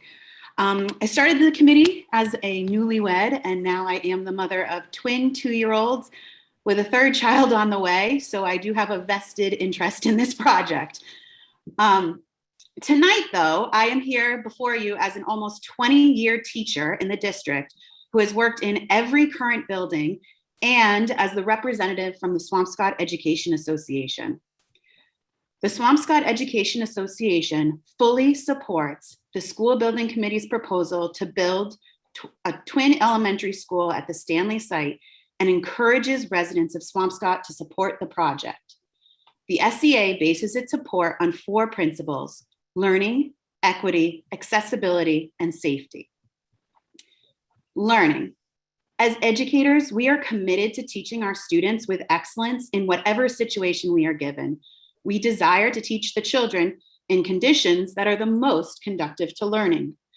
Last winter, I saw classrooms in all elementary buildings in which teaching was occurring with the windows open, students wearing full winter gear, struggling to hear while air purifiers hummed and heaters rumbled. This will continue this year. And yet, students made academic progress. Lack of storage means materials are stored in attics, hallways, and basements. It's frustrating to have to carry classroom sets of materials up or down 3 flights of stairs to complete a lesson. And yet, lessons continue to be taught. Student services in reading, math, and for English language learners take place in hallways or small offices floors away from student classrooms, or even a walk outside at Clark. And yet, students are closing academic gaps. Teachers appreciate the accolades for the progress made and the positive environments created in spite of some of the current building conditions. And yet, we urge town voters to support school staff with facilities that enhance the learning experience instead of detracting from it. In equity, we are excited to have all of our elementary students under one roof, so no student needs to choose a school or change schools because of their particular needs. My little sister has dyslexia. I remember the day my parents received the diagnosis. They struggled. In Swampscott, elementary parents who find out that their student has a different learning style may need to switch schools to get the proper services and make tough choices about whether or not the siblings have to switch schools as well. It feels cruel when this happens. A consolidation of resources means all resources available to all students in one location. During remote learning, teachers had the ability to collaborate in grade level meetings, and it was an awesome opportunity. Grade level consolidation into learning communities means that teachers can collaborate freely with equal resources shared by all. It also means that student populations in each classroom more accurately reflect the demographics of this town. Accessibility. All students, teachers, staff, and family should benefit from the experience that can come from an environment that supports learning and working in a healthy and strategically designed place. A student who breaks their leg should not need to have to stay home or switch schools. A teacher who has an injury should not need to take multiple sick days because they cannot walk upstairs. Every parent or guardian should, in normal circumstances, be able to visit their student's classroom. Attendance at school plays or graduations should not be limited by mobility. On a personal note, someone very pregnant should not be worried about working on the 3rd floor because the only accessible bathroom is on the 1st floor. Safety. We celebrate the opportunity to move our entire elementary school population into an environment that promotes well-being in all ways: ventilation, light, energy, exits, and entrances. To be honest, I was shocked switching from the middle school to the elementary. I was greeted by sweltering heat, water fountains that can't be used, walls that can't be drilled into, multiple extension cords from that single outlet in the room, lack of classroom sinks, flooded basement classrooms, cramped spaces, and custodians forced to unpack deliveries of pallets of books outside and then carry them up multiple flights of stairs to disperse them. The staff that worked so hard for our little learners deserved more. That's my reason for joining the school building committee. One last point about safety. While at SMS, I chaperoned the Washington, D.C. field trip in which a man attempted to shoot his way into the Holocaust Museum, killing one of the guards while our students were there. Since then, safety has been at the front of my mind. A double entrance with security prevented further loss of life that day. None of the elementary school offices even have a direct line of sight to the front door. despite video cameras, it doesn't feel as safe. You entrust us, the teachers, to keep the children of Swampscott safe. Please vote to provide a building that supports those endeavors. The SCA wants to make it clear that although we recognize the complexity of the finances of this town, we are addressing the new school as its own issue. We would never want to sacrifice the quality of the teaching staff for the benefits of a building. And we believe that students in this town have the best of both, and we will advocate for the best. Thank you to the superintendent, Swampscott School Committee, town officials, and the residents of this town for prioritizing our working conditions and the children's learning conditions. Again, the Swampscott Education Association fully supports the school building committee's proposal to build twin elementary schools at the Stanley site and encourages the residents of Swampscott to support the project. Thank you. Thank you, Ms. Roberts. I'm now going to begin to call upon townspeople and town meeting members to offer their points of view. I want to remind everybody to please be succinct and to the point, because there's a lot of people who want to be heard. And I'm also reminding everyone that the discussion is about Article 2, and we are talking about a specific amount of money to be spent to build a new elementary school at a specific location, and we're going to vote yes or no. And I think it's appropriate that all comments be within those boundaries. First, Andrew Samalas. Please unmute yourself.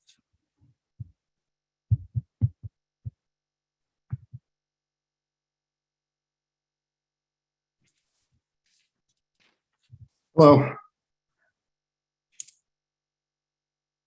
Thank Hello, you, can Mr. you hear me? Samalas. Yes, we can hear you. Thank you. I appreciate the opportunity to speak here. I think first and foremost, we all agree that the schools in town need significant work. There's no debate about that. We all should be in agreement. But I think we should be using extreme consideration in selecting projects that fitting for our town scale and character. And that being said, I don't believe the current proposal fits in line with who we are as a community. We mentioned a lot of talk about diversity and equity, which I think is very laudable, but I think we're looking at this in the wrong way. We're considering it backwards.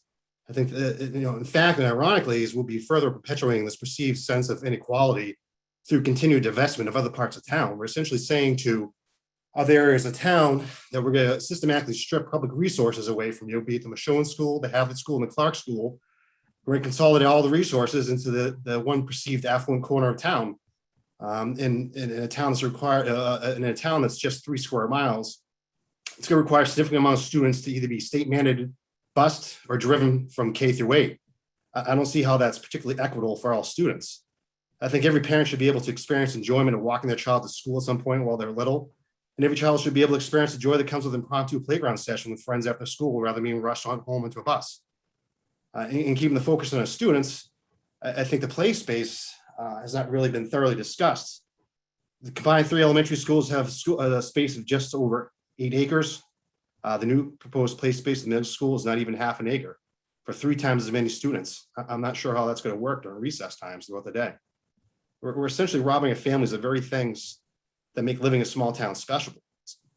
And then further, after an extremely trying past 2 years during the pandemic, we're now just things starting to return to normal, offering the very real possibility of disrupting our students again through displacement and trail classroom learning during construction of the school. For those children who've entered kindergarten during the pandemic, we're handing them the very likelihood, a minimum, that 3 of the 5 grade school years, fundamental years, will be significantly disrupted, if not more. I'm not sure how that's equitable. And last, we looked at the price tag. That still doesn't include a lot of unknowns. The first that was mentioned by the Finance Committee was the EU church property.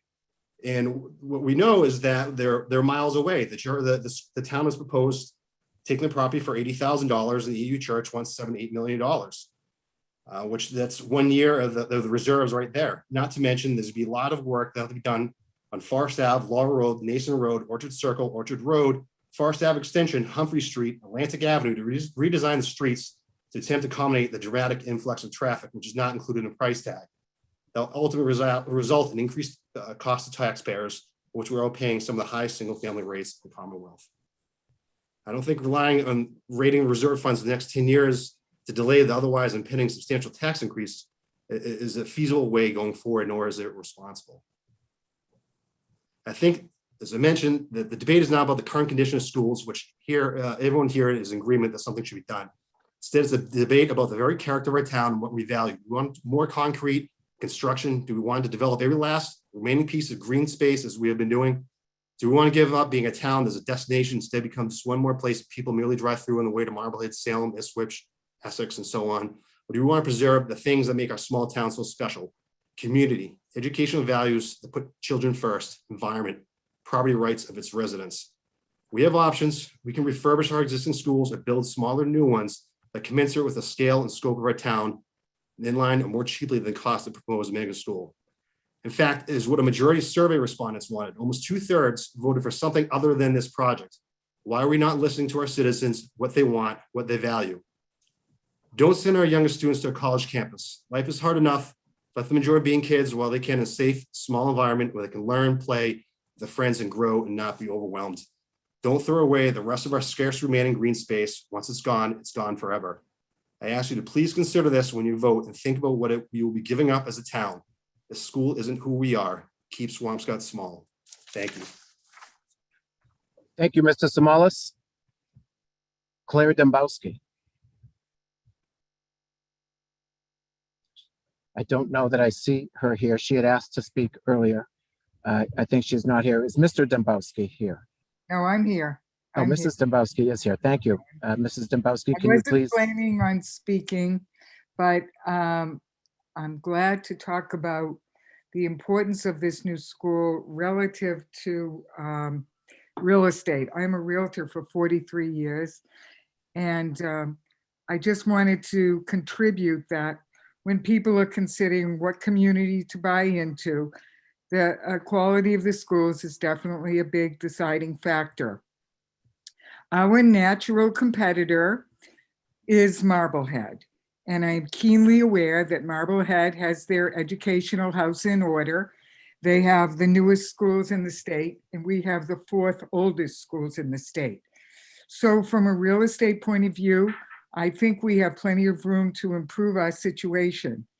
I know that there are some people who are concerned about the financial impact, i.e. the annual taxes on our property, but I would suggest that we put more focus on creating more value, more demand for our town. And when we have good schools, we send a message that we care about the future, that we have a high quality of life. And I think that in and of itself will add to the value of our real estate. And ultimately, we will all prosper. I'm very grateful to the Finance Committee and the management in this town, because I think they've lined their financial ducks in order. So the bite on the cost of the school will be mitigated by all their planning. So that's all I have to say in relation to how the new school would benefit us from a real estate point of view. Thank you, Mrs. Dembowski. Elizabeth Gallo, and could you please, would each speaker please state his or her name and precinct number as you begin? Thank you, Mr. Temporary. Yes, we can hear you. Okay, thank you. Elizabeth Gallo, Precinct 1. I have 2 questions. In the warrant, under the Finance Committee's report, it breaks out the costs. The estimated project cost is 28 million plus. The state aid was 34 million plus, and the town share is 64 million. So if the town share is 64 million, why in Article 2 does it state 97 million plus? I'm going to defer to Mr. Dorsey.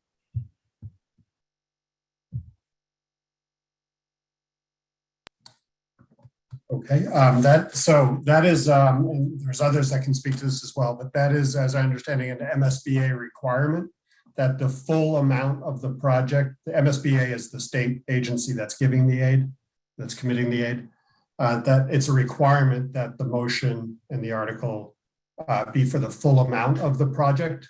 And their granting of the state aid is dependent on approval of the full amount. they are committed to their portion of the state aid. They're committed to the state aid, but they require that just as sort of a, does that make sense? As part of the process for the way they do things. The town has to show commitment to the full project. They will contribute 4.35 million upon that vote. I think you're muted, Ms. Gallo.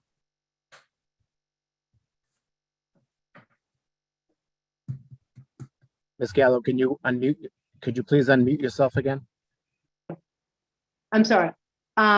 So from voting from a layperson, voting for this, I'm being asked to vote for the town to appropriate 97 million plus.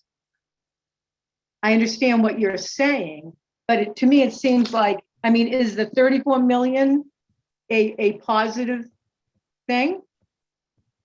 So I don't see that anywhere in the Article 2 saying we will get 34 million from the MSBA. I think it's stated in all the details that we've been hearing about. To answer that question, I'm going to call on Peter Spilios. Mr. Spilios. Thanks, Mr. Moderator. Peter Spilios, Precinct 2 member of the Select Board. Ms. Gallo asked a great question. The MSBA program is a reimbursement program. They have a system of determining eligible and ineligible costs. And if you can go online on the School Building Committee website, and there's a great detailed breakdown in the Form 3011, which shows those costs which are eligible and those costs which are ineligible. And as we get closer to construction and into construction, the MSBA essentially audits our expenses to make sure that they are only reimbursing eligible costs as opposed to ineligible costs. So it's because it's a reimbursement program is the way that is set for the borrowing capacity issue. The MSBA has voted as a board. The next step, assuming positive action by town meeting and positive action by a town-wide vote, will be entering into a project funding agreement, which is consistent with the numbers that are set forth in your warrant. Okay. All right. And one last question. How many children are currently in K through 4? Mrs. Angelakis, are you here to answer that question?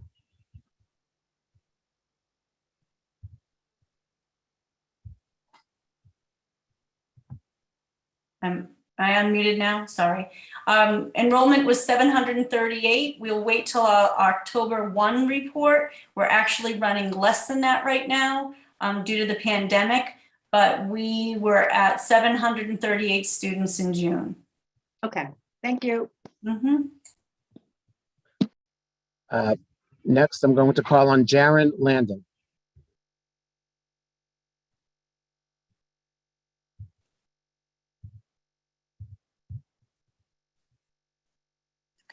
Thank you. And I have a couple of slides that I prepared. If Allie could put those up, thank you.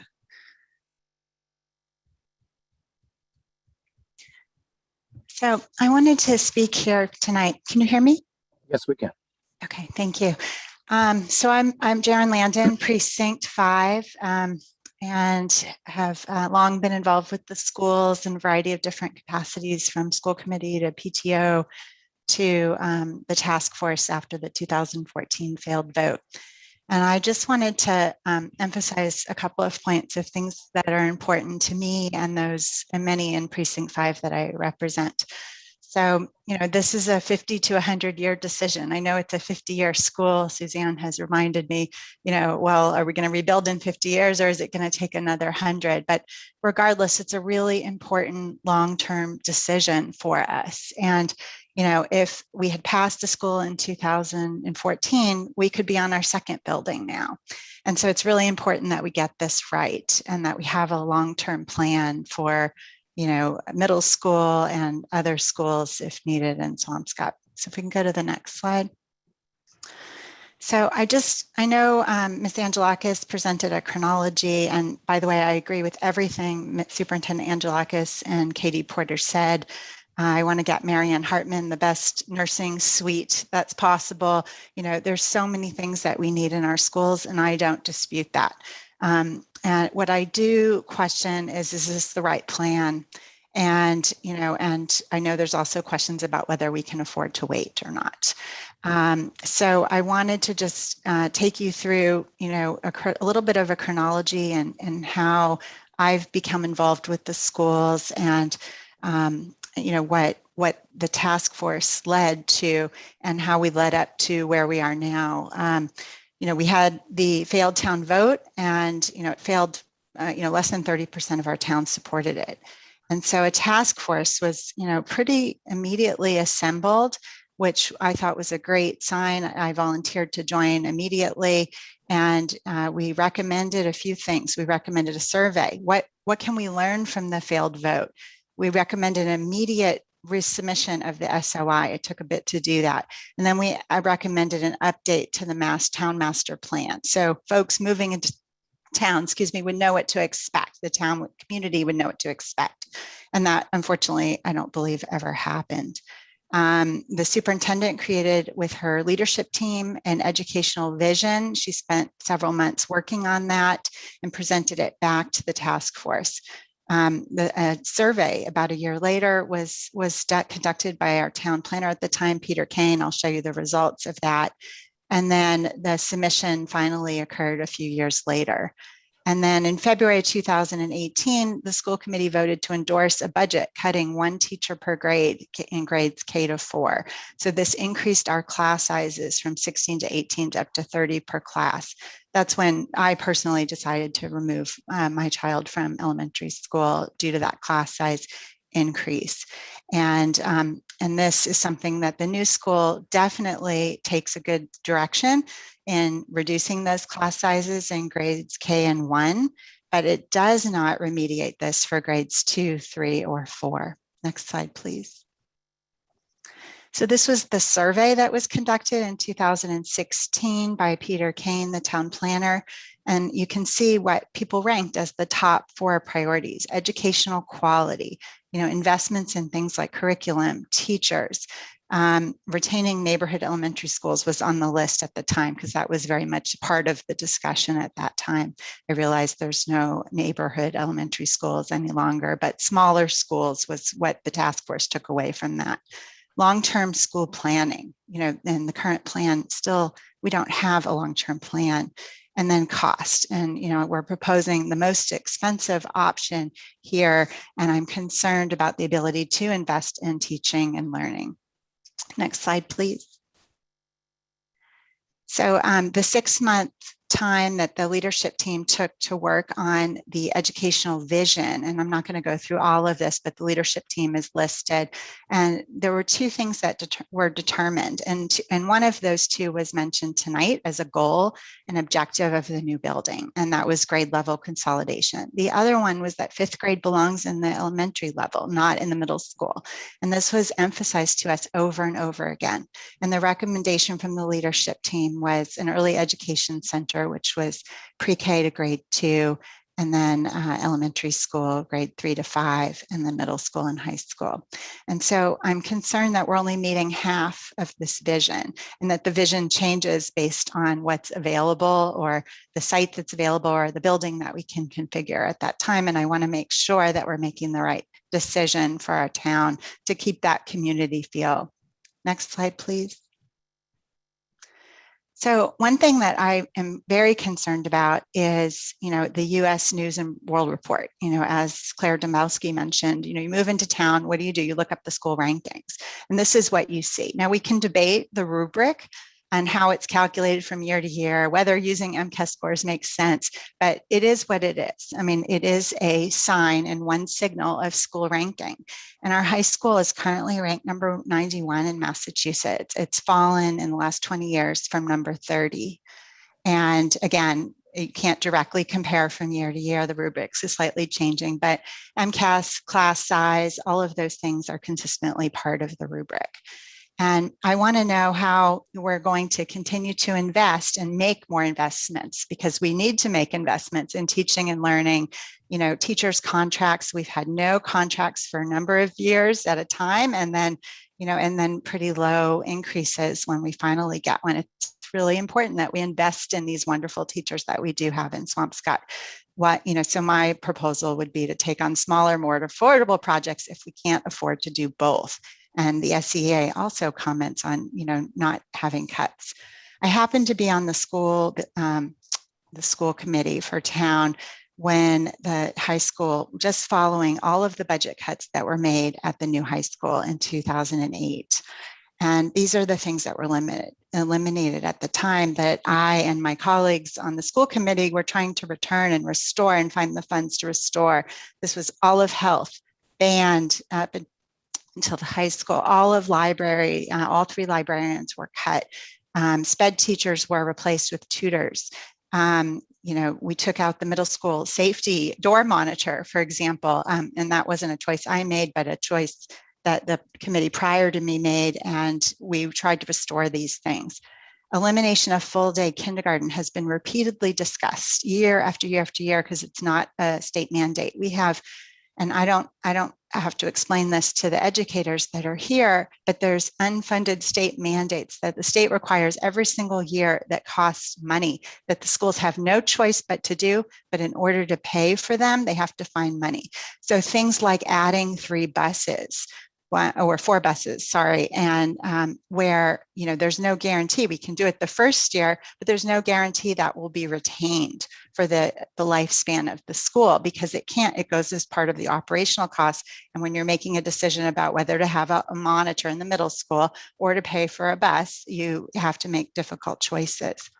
And I just wanted to, you know, these are just some of the headlines that occurred at this time about, you know, cutting health and library that were in the patch or in the Swampscott Reporter. Next slide, please. And in terms of safety and traffic, you know, safety is a top priority. I personally, you know, am less concerned with the traffic, more concerned with educational quality, but I know my neighbors don't agree. So this is a picture just from this last spring, you know, of the area right off of Forest Avenue and Sargent Road. And this, you know, typically is what it looks like. My neighbors have tons of videos of this, and I'm just concerned about how we're going to add, you know, 600 plus cars to this mix. And I haven't seen this adequately addressed, both from a financial standpoint or from a safety standpoint, you know, how that's going to work. Next slide, please. Ms. Landon, you have about 2 minutes left. Good, I'm almost done. So the proposed school, you know, in 2014, this was the schematic that was used, and the school at the middle school and elementary combined was going to be 0.4 acres. This new proposal, we've tried to estimate it based on the U10 regulation field, and a community playground is estimated at less than we would have had if the new school had been at the middle school. We're estimating about 0.33 acres. That doesn't include several pocket playgrounds, which are behind the school.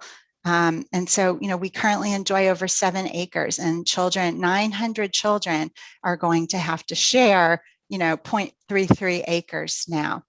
And one thing I didn't mention about traffic and safety is all elementary students are also in car seats. So I'm not sure how all the lanes are going to work if children need assistance buckling in.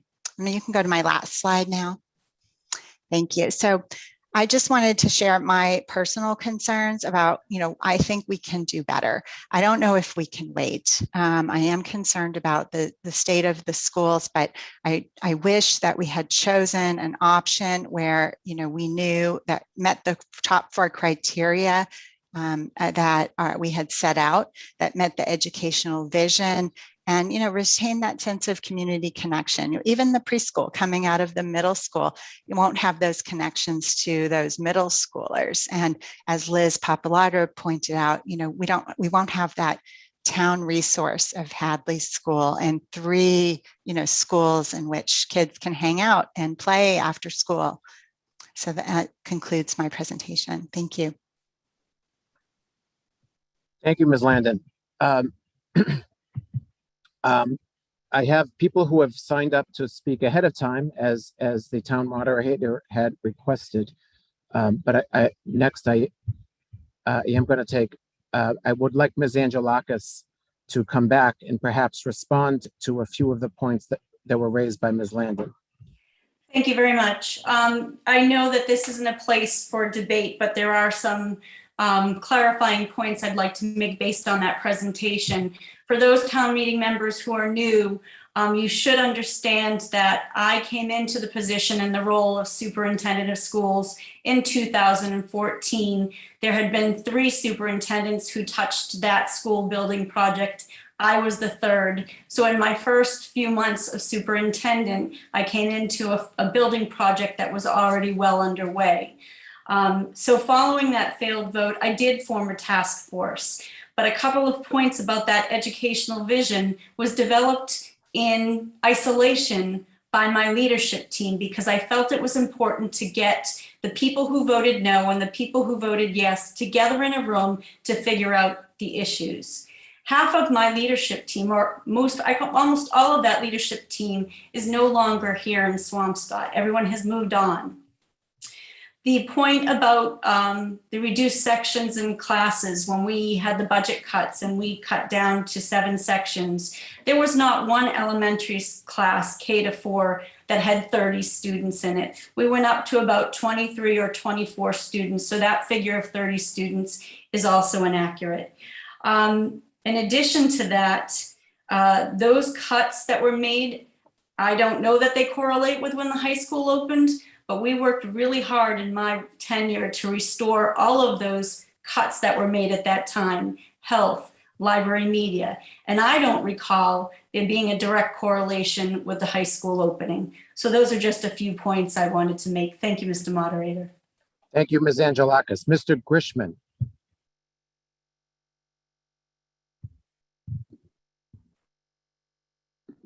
Thank you, Mr. Please Moderator. state your name and your precinct. Sure. David Grishman, Select Board Precinct 1 Town Meeting Member. It was October 2014, and I was walking with my wife, Amy, and our 2 kids, both in a stroller to Jackson Park after the last school vote when it hit me. And our 2 boys, who were 2 and 10 months old at the time, would never attend a new elementary school in Swampscott. It was truly an awful feeling as a parent to look at my kids and know they wouldn't have this opportunity, which is one of the main reasons we moved to town, the schools. Amy and I talked about our thoughts about why the town wouldn't invest in educational infrastructure. But most importantly, Amy told me if I didn't like it, I should go do something about it and be the change I wanted to see. Fast forward 7 years later, and here I am doing something about it. Esteemed members of town meeting, we have an awesome responsibility tonight. As tonight we debate the course on which we will set the future of elementary school education and the future of our town for the next several generations. Change is hard, certainly isn't free, but we have an incredible opportunity to invest in our new elementary infrastructure. Basically, for every $2 we invest, the state will fund more than $1. We cannot pass up this incredible opportunity to update infrastructure with the state picking up a large portion of the tab that will ultimately save taxpayers in Swampscott tens of millions of dollars. This new school has been thoroughly vetted with dozens of public meetings held over a multi-year process. This was not done in a vacuum or under the cloak of darkness. No, these meetings were held on Zoom outside of business hours to allow for maximum attendance and maximum input. All the meetings were publicized and recorded and are viewable online. A big thank you to all SBC members for spending your time to make Swampscott and its elementary schools better. Yes, the school project is one of the most vetted projects ever, and rightfully so. It will be Swampscott's largest infrastructure investment to date, one that's long overdue and brings our elementary schools into the 21st century. For goodness sake, the Hadley School was built in 1911, which is 1 year before Fenway Park opened and 1 year before the Titanic set sail. Yet many are arguing about maintenance. A common argument I've heard from the no side is, had our buildings been better maintained, they could have lasted longer. How insulting, how demeaning to our hardworking town employees who currently maintain the 4th oldest elementary schools of all towns in the Commonwealth. You cannot, nor could you ever, maintain your way in the classrooms that meet or exceed today's educational standards, nor can you maintain your way to larger classrooms. The Hadley, Stanley, and Clark buildings have served generations of Swampscott children well. To me, this should be a happy goodbye. We simply cannot do what we have done previously, town meeting, which is kick the can further down the road and let another town meeting make a decision that we can make tonight. Let's do this, but let's first talk about what no means. So what does no mean?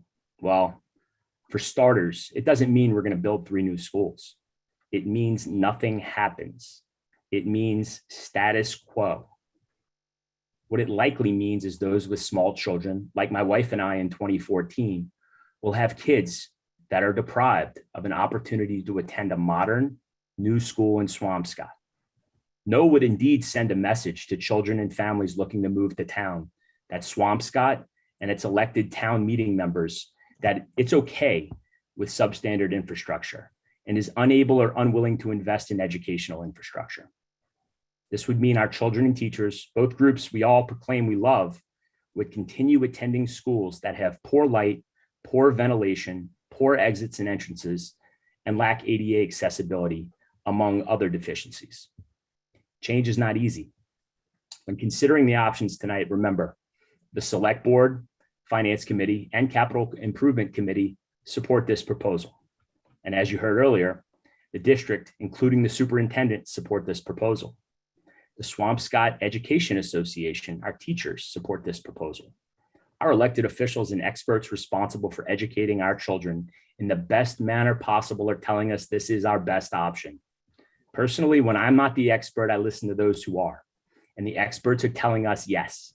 The experts are telling us this is the best plan. And while it may not seem perfect to some, we cannot let perfect be the enemy of good. This plan is a very good plan that takes action and prevents the town of Swampscott from kicking the can down the road once again. For the sake of our kids today and the kids of tomorrow, and for the financial future of our town, we absolutely and unequivocally need to vote yes. And we need to vote yes tonight. And once again, we need to vote yes on October 19th. My kids missed their opportunity after the last school vote in 2014. But tonight, I want to ensure that your kids, your grandkids, your neighbors, and future generations of Swampscott children don't miss theirs. Vote yes. We can't wait. Thank you, Mr. Grishman. I'm going to next call on Tom Driscoll, and just to alert you, following up on deck will be a visitor, Angel Fagundo. Mr. Driscoll. Mr. Goldman, great to see you up there. Thanks for doing this. I don't speak here tonight. I just like to review my personal opinions in terms of not the school, because in some respects, the positions we're taking today on the schools at this meeting are somewhat irrelevant. I'm elected by my neighbors, my precinct residents, to represent them. My neighborhood has entered into quite heated battles about the school issue. Amazingly, some of the leading yes proponents who have been charged to work our area and seek support didn't even know it wasn't on the ballot. I haven't met anyone who is either in favor of it or against the school who doesn't agree it's supposed to be on the ballot. This is too big for town meeting. It's something the town needs to vote on. We can sit here and argue the point of whether we should have a new school or not. Was there probably 100 people watching at home? This needs to go to the ballot, people. All we need to be talking about is put it on the ballot or don't put it on the ballot. I can look at my screen and go down the list and come within 10 votes of how this is going to come out. Let's get on with it. This is not about whether you want the school, don't want the school, why we need a school or don't need a school. It's all about the ballot. Let the people vote on this. They're the ones who are going to be impacted. We're just town meeting. All our people we represent want this on the ballot. I'm telling you, we could take the vote now. Put it on the ballot. The people need to vote. I just don't see we're going to go back and forth about whether we need a school. We need a school. Just let. Thank you, Mr. Driscoll. Mr. Fagundo. And next we'll hear from Ms. Hartman. Mr. Fagundo. Hi, thank you very much. I appreciate the time. Thank you all very much for attending tonight. This is the first time I've joined a town meeting, and I'm very impressed with the conviction that everybody's speaking with. I think it's fantastic. My name's Angel Fagundo. I'm a resident of Precinct 5, 184 Forest Avenue. Just before I begin, I want to say that I am for our children. I am for education. I am for our teachers, but I'm against this mega school for the following reasons. The first of which is cost. I think there was some reference made earlier to specificity of cost, and I feel as though there is a lot of missing items in terms of specificity. The most notable of which is the Unitarian Church and the conversations that are going on there that could amount to as much as $8 million. The MSBA submission, specifically the environmental and geotech survey, which I reviewed, doesn't make reference to the blasting that's going to be required to make this project happen, which is another item that I haven't seen addressed, and is another cost that's going to be extensive. Then there was the operating costs that were brought up. Initially, I heard that this was going to be a 300, most residents or an average household would pay about $300 extra in taxes, but the operating, I would imagine the operating expenses, the additional operating expenses would be added to that less than $1 a day number, but I haven't seen exactly how. I've just been told that it would. And then finally, there have been school board committee meetings that have been happening for quite some time. I don't want to go over the chronology again, because we've done that quite nicely. But initially this school was estimated at $110 million, and now we're talking about $97 million. I find that impressive, because we're in a market where a cost of lumber has increased 100% over the last 6 to 8 months. So for the actual budget to have gone down almost $13 million in light of the raw material increases is surprising, and it's bringing up a lot of questions in my mind. The size of the school, 60% more space. I think I've heard there are about 700 children enrolled. We're building a school to accommodate 900 students. That doesn't make any sense to me. We need to build the right school. I don't disagree with that at all. MSBA funding. There's also, references to losing the funding. In 2014, there was the same conversation to losing the funding. That funding is a contingent on our proposal, and the proposal we made was for a building for a larger school. If we had made a proposal for rehabbing the schools, the MSBA website indicates that there's opportunities to do that for them to help in that funding. So I'm not sure why we keep saying we're going to use it or lose it. That doesn't make any sense to me. And finally, I'm not going to dwell on this one. The safety, I think my neighbor Landon brought up the safety issue. There are cars that are double parked all over Forest Ave. To exit traffic through the Unitarian Church through Forest Ave Extension is creating a huge safety risk. And it's my firm belief that this project is going to lead to a child being hurt. And that's something that I just will not sit by and watch happen. Thank you very much. Thank you, Mr. Fagundo. We're going to hear from Marianne Hartman, followed by Eric Backman. Ms. Hartman.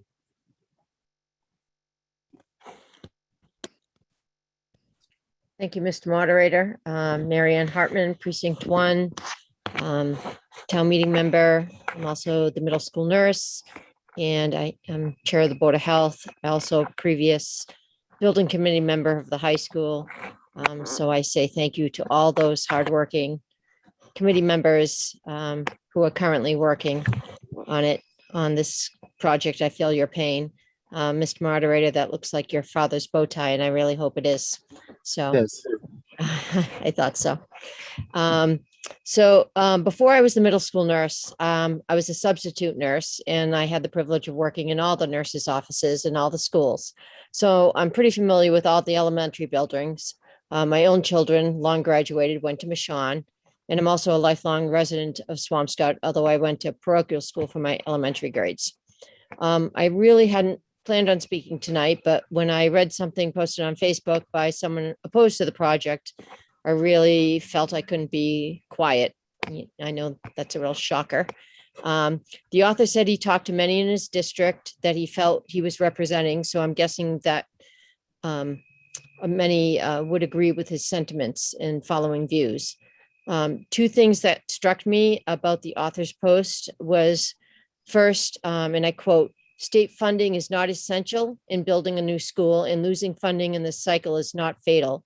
Swampscott has had an unprecedented boom in real estate values. Swampscott can afford to build any school that people want." This was one of the more privileged arguments I've heard to date. It just assumes everyone voting is actually a homeowner in good financial standing and can just afford to throw away that 33% that the state is going to give us for this project. I think that funding goes a long way to keep the tax burning down for a lot of citizens in this town. Is vital to this project. To say that Swampscott can afford to build any school they want is pretty myopic. The second thing that really got to me was the writer saying that the nurse's office at Stanley School was tiny and straight out of a Norman Rockwell painting. Like that was a good thing. That makes it sound hang out and play checkers and drink lemonade. Yes, your kids were treated with the best of care there by Nurse Cassidy because she is fantastic at what she does. But that was despite the incredibly cramped, inadequate, poorly ventilated space that she's forced to work in. Many houses in Swampscott have bigger walk-in closets than that office. This is like saying that you would like the nurse using the same medical instruments from that time period as well. Maybe some reusable syringes and cloth bandages would be equally as acceptable. The office is so small that there is no place to privately examine or talk with a child confidentially or in distress, no place to make a call to discuss sensitive medical information with a parent or a doctor, no place to separate a sick child from one who maybe just needs a little extra love because they're having a rough day, a tiny cabinet to store vital supplies and records. I would guarantee that the person who penned this essay and many who are like-minded who say it's not the building, it's the staff that makes the school, or they wouldn't change anything about the small schools, just update them a bit, would never accept the conditions. These nurses and the professionals that work in that building, taking care of the children of this town, they'd never accept those conditions and work in those conditions. They are unhealthy and physically and mentally challenging for both workers and children alike. These past 2 years alone, they have had to have strict limits on the number of children allowed into the health offices at one time because of the concerns about air quality and ventilation. Think about that for a second. Limiting seeing children in the health office because the ventilation was so poor, the health of those in the office would be put at risk. Well, I certainly didn't know Mr. Rockwell, and his paintings are very nice, but as sure as hell I'm glad that the medicine has advanced since his day. Maybe it's time that our elementary schools do as well for the health and safety of all our children of Swampscott and the staff that work there. I urge you to please vote yes on Article 2 tonight to at least put it forward to the town for a greater vote. Thank you. Thank you, Mrs. Hartman. And we're going to hear from Mr. Backman, followed by Mr. Hale. Mr. Backman. Thank you. I'm Eric Bachman, Precinct 5. I really appreciate the expertise, and I certainly have heard the school committee present in various forums, and I really appreciate they extended themselves. My main concern is in the design of this particular project, which it's easy to come along and say, no, not this design, maybe another, when all this work has gone into it, and it's just enormous. But I want to tell you what my impression is. I've been here for 15 years. The first thing I noticed, I don't live next to it, but I live within a half mile of it, is the green space, the open space. I taught my kids how to ride bikes there in the church parking lot. I noticed, I happen to be a wildlife person. I noticed on warm spring night, the salamanders migrate across the parking lot to that vernal pond. That might not mean a lot to everybody, but I have brought kids there. They brought their parents there with flashlights listening to the spring peepers. This road that's going through there will destroy that habitat, period. I know that. I've seen it. I grew up in Western New York. I saw things get paved. I saw congestion. That's what'll happen. It goes right next to it. In fact, I question whether the wetlands, if it's within 100 feet, it will just be knocked down at a later time because it just can't be built that close to a critical wetland. If you go at night with a flashlight, you'll see the fairy shrimp come to the surface. You'll hear the peepers. This is like, you can't recreate this. And our town there are very few towns, in my opinion, that have this already. So I think altogether, I'm not sure what the number is, probably 20 acres of open space. The church allows us to be there. So, to the Claire's question about the real estate, the reason East and the Upper East Side and the Upper West Side are what they are is because of Central Park, not because of gleaming buildings and cars and parking lots.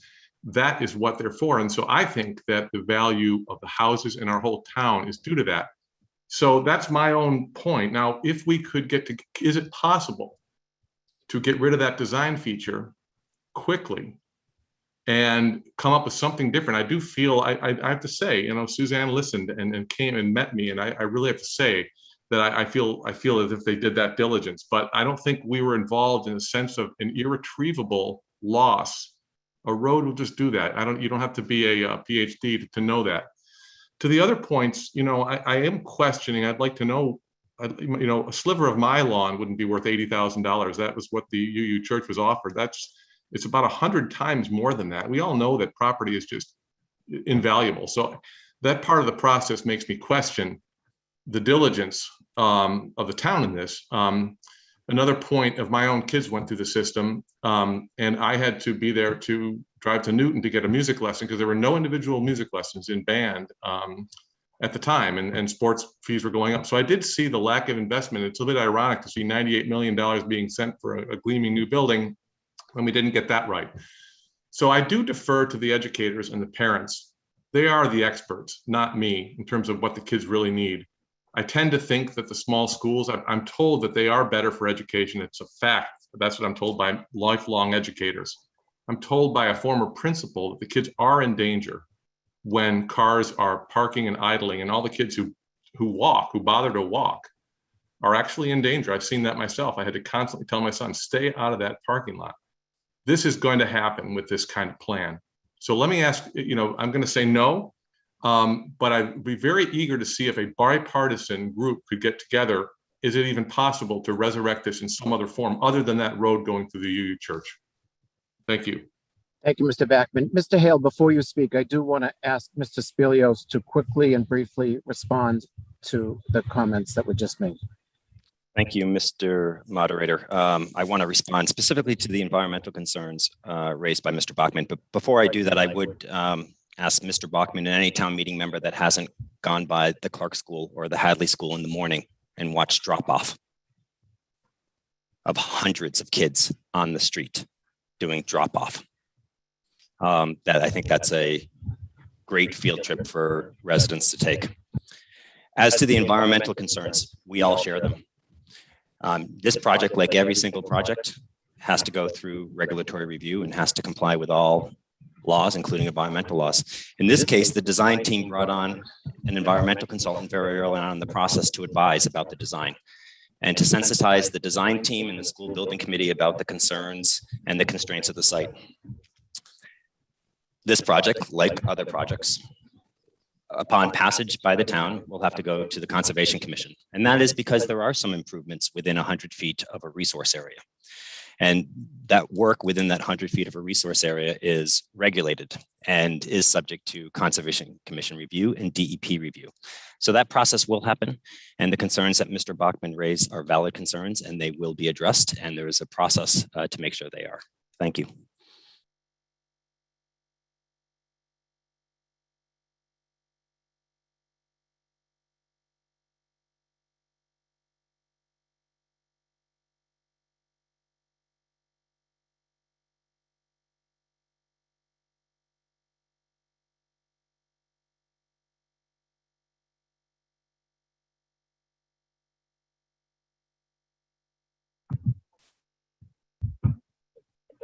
Okay, I think you can hear me now.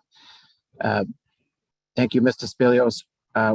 We're now going to hear from Mr. Hale, followed by Mr. Demento, then Mr. Burke, then Mr. Pastor.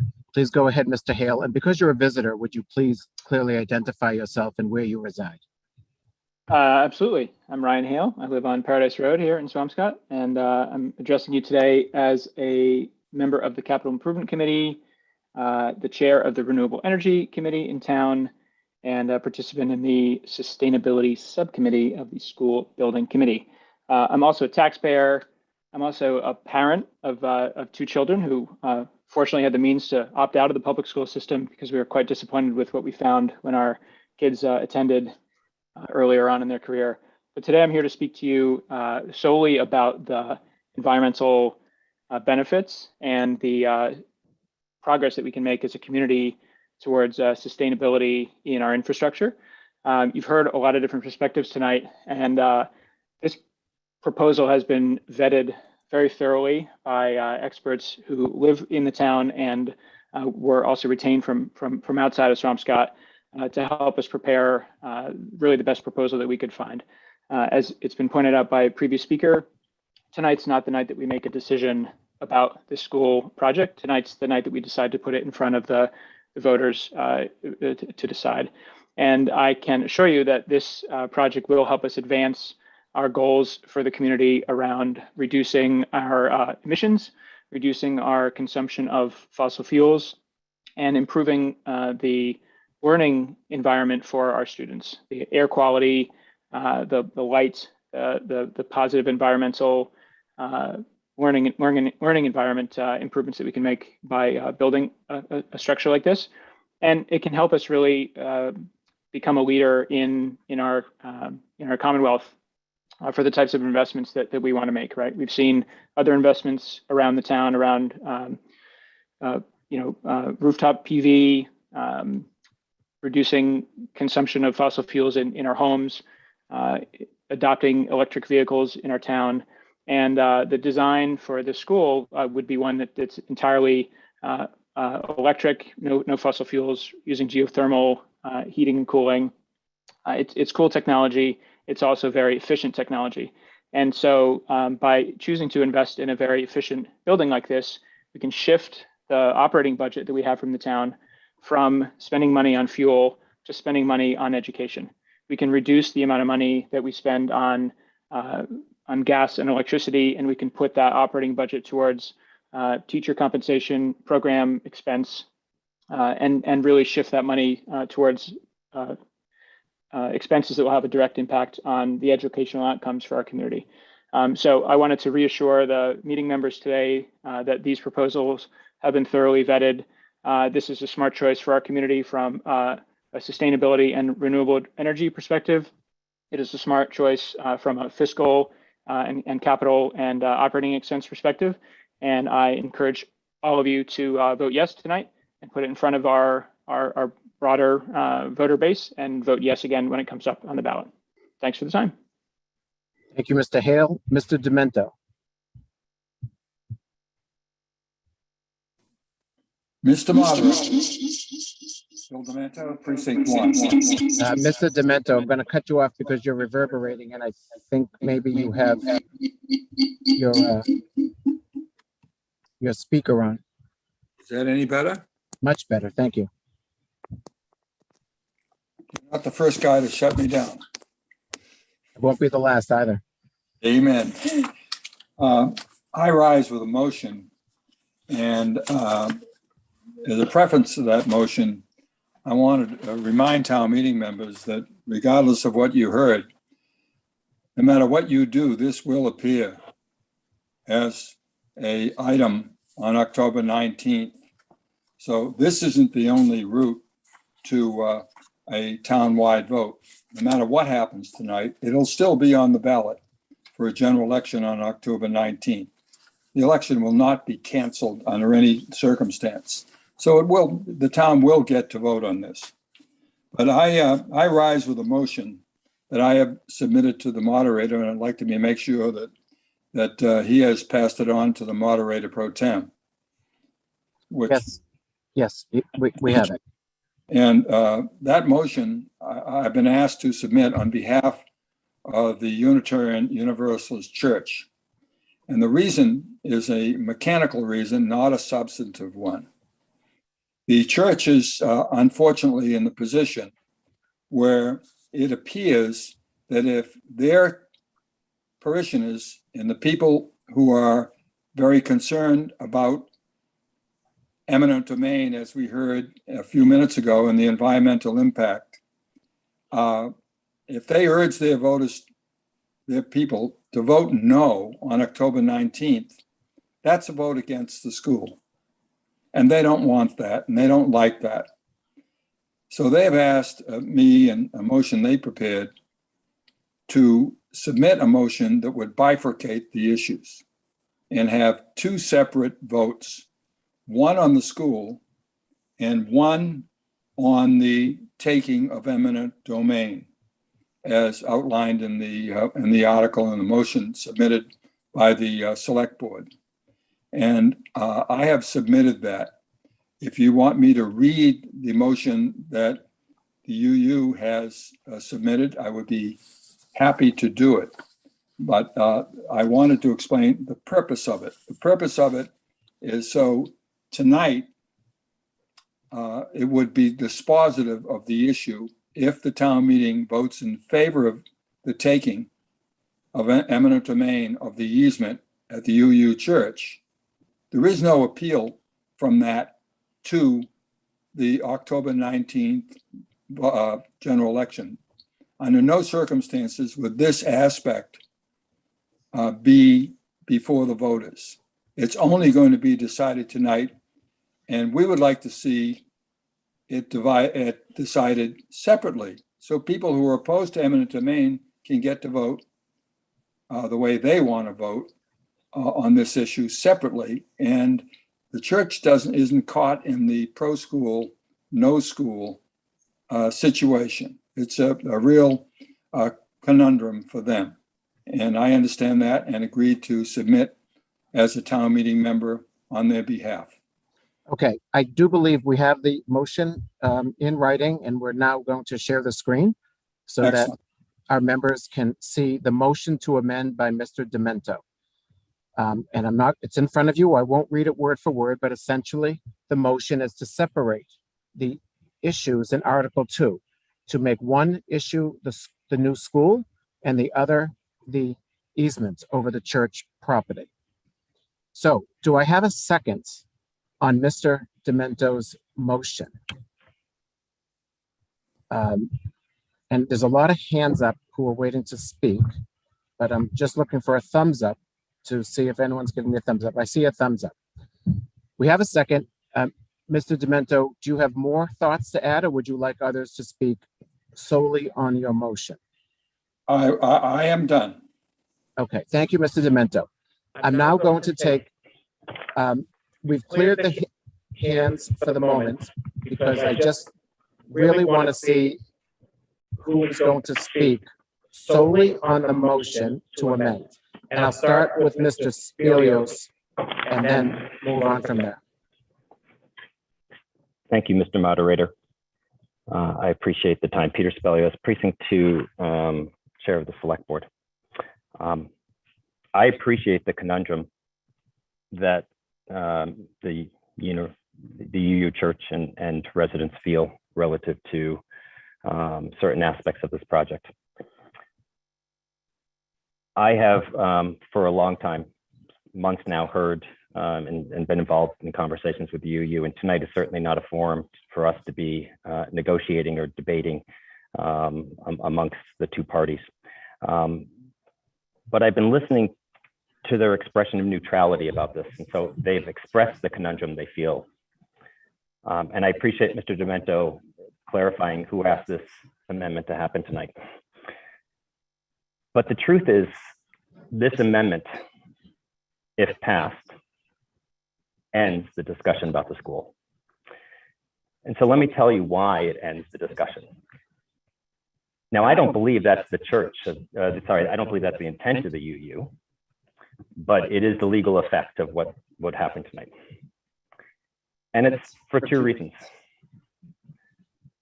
Reason number one is, back on June 23rd, the Massachusetts School Building Authority voted to give Swampscott the opportunity of a grant of about 35% of this project costs.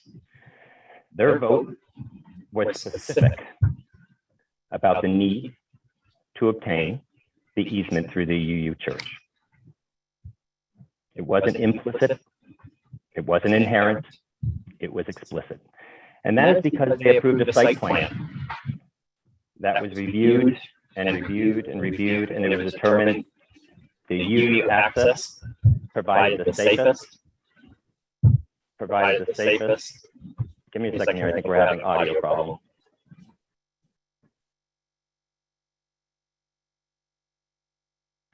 Sorry.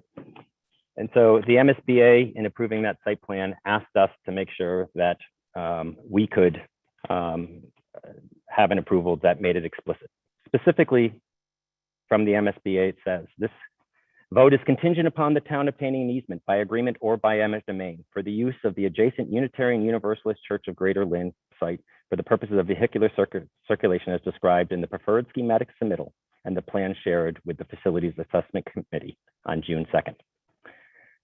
Reason number 2, that effectively approving the amendment that's being sponsored by the UU through Mr. Demento is by dividing the question, you will have removed the funding source for the easement because the funding source sits in the other part of the question. And so therefore, this easement won't have a funding source. And the truth is, we are going to be paying money for this easement. And yes, there is ongoing discussions and negotiations about it. And no, I can't tell you for certain what that dollar amount is going to be, but I can tell you for certain that I know that if the town has to resort to a taking, that I know what that value will be. And I know that we have budgeted properly within the amount that's being asked at town meeting. So voting for this tonight will do 2 things. It will clearly make sure that we can't comply with an express condition of the MSBA funding. And number 2, it will remove the funding source from the easement, thereby removing the tool necessary for us to come to a fair and equitable solution with the UU.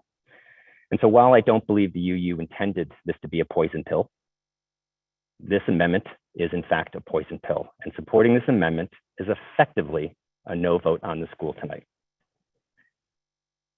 That being said, I want to share with you some details about the easement because I know you are curious and I know it's very relevant here. So Molly, can you put up, please, it's a couple of quick slides for you. The town is committed to a fair and equitable resolution with the UU. I want to remind you before I go to the slides that needing easements is not unique for projects like this. And it's certainly not unique for the town of Swampscott. For those of you that were here at the time that we were approving the high school, you know that's the case because the high school required multiple easements from multiple entities. Upper Jackson needed help from aggregate industries. Relocating the Little League fields that were in Jackson Park, Jackson Forest, to the middle school required an easement from Tedesco Country Club. Those of you involved with that process back then and on town meeting members or just residents will remember that Tedesco vociferously opposed the easement. They hired an attorney. They claimed their property was worth a lot of money. This all may sound familiar to you. It is part of the process, especially before we have votes because it's a political process. Soon after the high school vote and the townwide vote approving the high school, the town and Tedesco Country Club came to an amicable resolution. You want to share on the screen, please? The easement that's being discussed here, I think you need to go full screen, Molly. Perfect, thank you. This is an aerial of the site. I trust that you all recognize that the Stanley Elementary School is on the right-hand side and the UU Church is on the left side with Forest Avenue heading towards the middle school. Next slide, please. Earlier this evening and prior to tonight, you saw the site plan with the lower and upper elementary school. And Suzanne Wright in her video pointed out that for the lower elementary school, people will come in off of Whitman, turn right and drop off in front of the lower elementary school. And they will then proceed towards Forest Avenue. You have seen in publications, some from the UU, some from people who are opposed to school, that the town is going to destroy the environmental nature of the UU property in the neighborhood with this easement. So I think it's really important to show what the easement is. Next slide, please. In a second, I'm going to zoom in on this. The easement is simply to use their existing parking lot as an exit. The only increase in impervious asphalt or concrete is the connection between the Stanley School and the UU property, which we'll zoom in a second, and sidewalks. One being a meandering path to go through one of the medians to make sure kids have a safe route.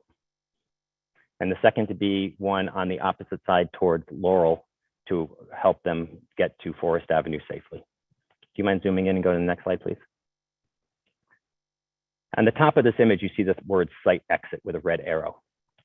That is the only place, except for the sidewalks, that the town is adding any bit of asphalt or concrete.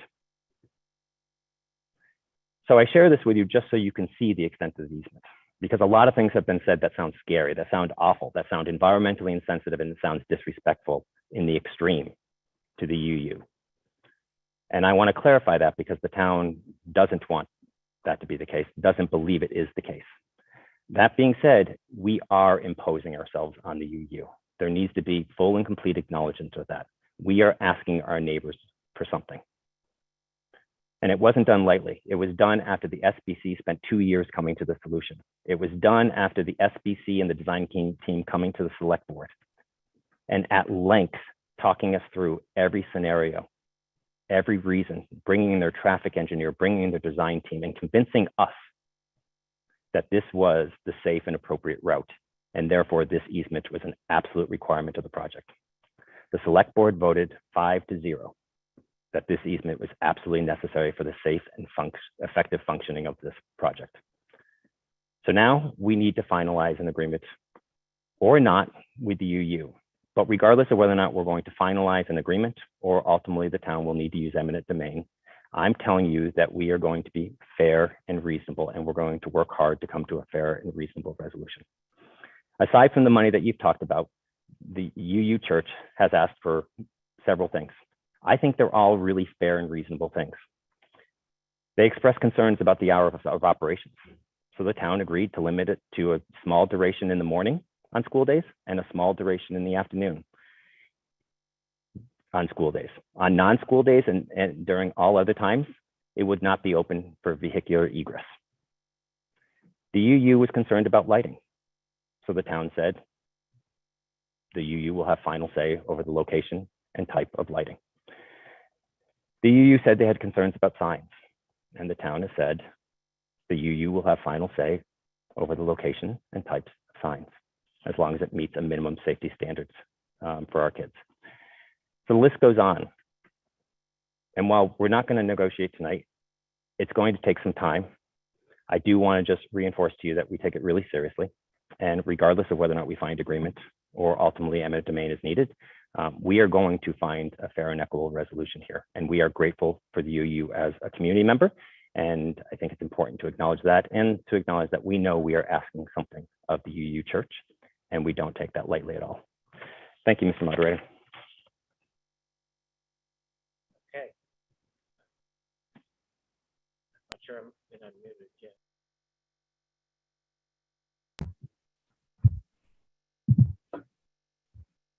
Okay, thank you, Mr. Spilios.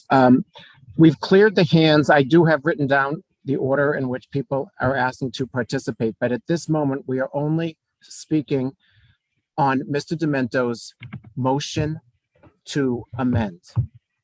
Mr. Bierman. Oh, I'm so sorry. Before Mr. Bierman, we have a point of order by one of our members, Ms. Martin Epstein. Please go ahead and unmute yourself.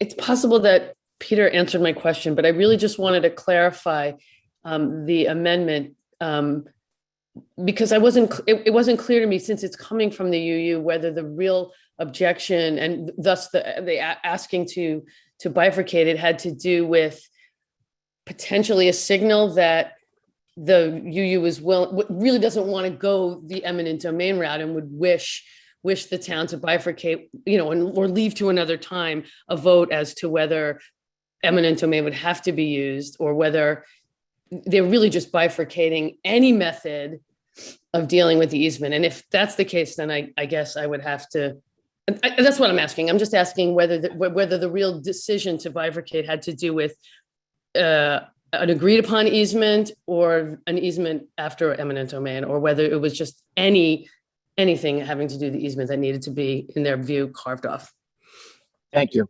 I'm not sure that's an actual point of order, but I will ask Mr. Spilios to briefly respond, and then we'll move to Mr. Bierman. Thank you, Mr. Moderator. By having it, I can certainly not speak to the intent of the UU. By having it be a bifurcated question and providing the opportunity for town meeting to vote yes on the school and no on eminent domain is effectively a no vote. Mr. Demento properly and correctly stated that the eminent domain question is settled here tonight and only tonight. So if we leave tonight with a yes vote on the school and no vote on eminent domain, then we will not be able to enter into a project funding agreement with the MSBA, as this is an express requirement of the MSBA grant, nor would we have a funding source to enter into an agreement in any event, because there is no funding in this divided question. Mr. Demento has also. I don't understand how. Mr. Demento also has made a point of order. Mr. Demento. Mr. Demento, you are muted. Thank you, Mr. Moderator. Based on, I want the opportunity to respond to Peter, but Peter Spelios, but based on what he said using the word poison pill, and knowing Mr. Spelios to be a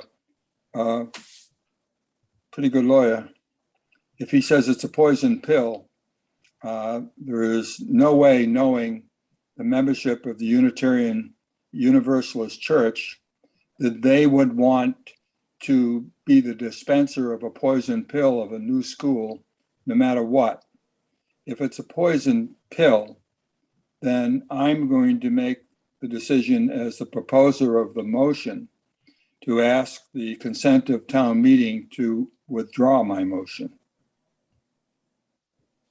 Okay. Mr. Demento has asked to withdraw his motion. I don't believe we need a vote. Mr. Demento has withdrawn the motion.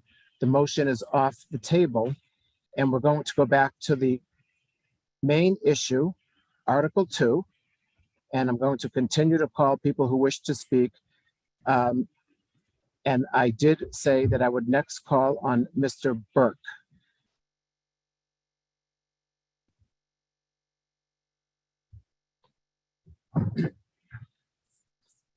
Scott Burke.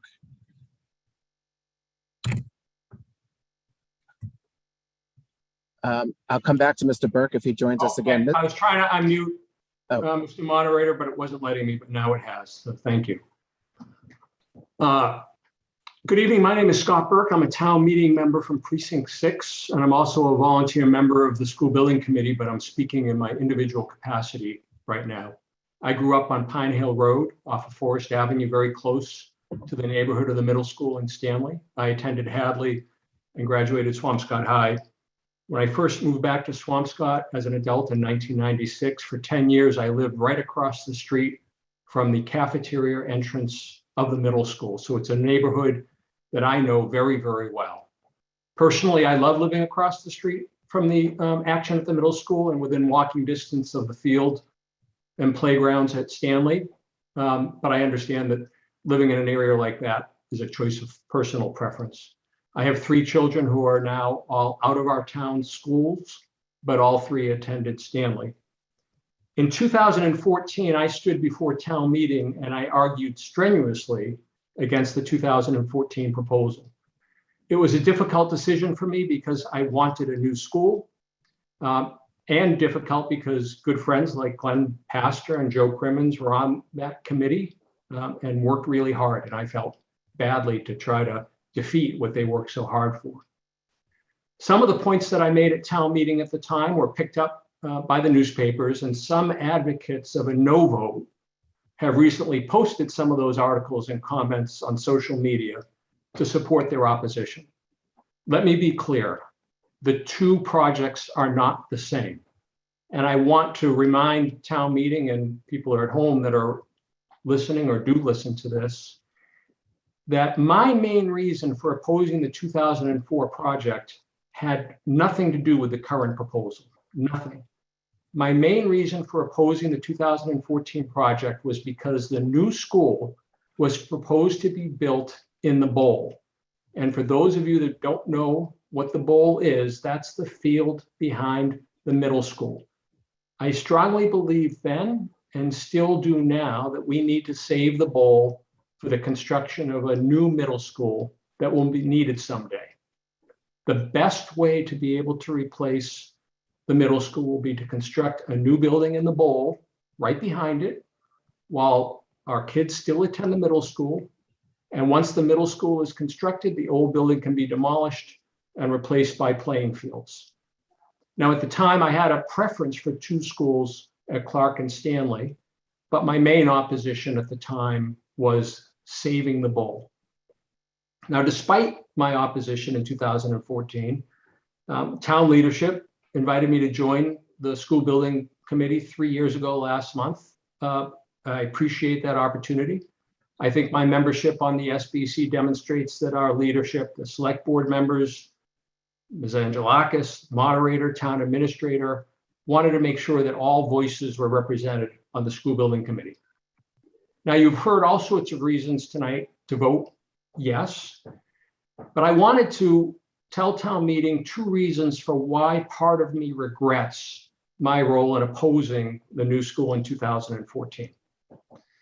The first reason is that it's been 7 years for us to get back to a town vote. That's longer than I expected.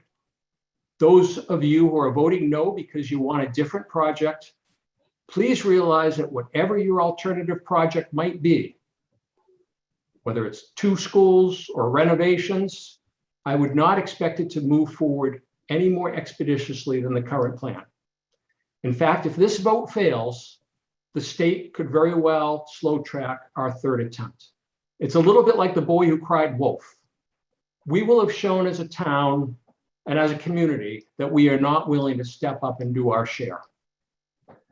The second reason for why I have some regret about the failure of the 2014 project is very important.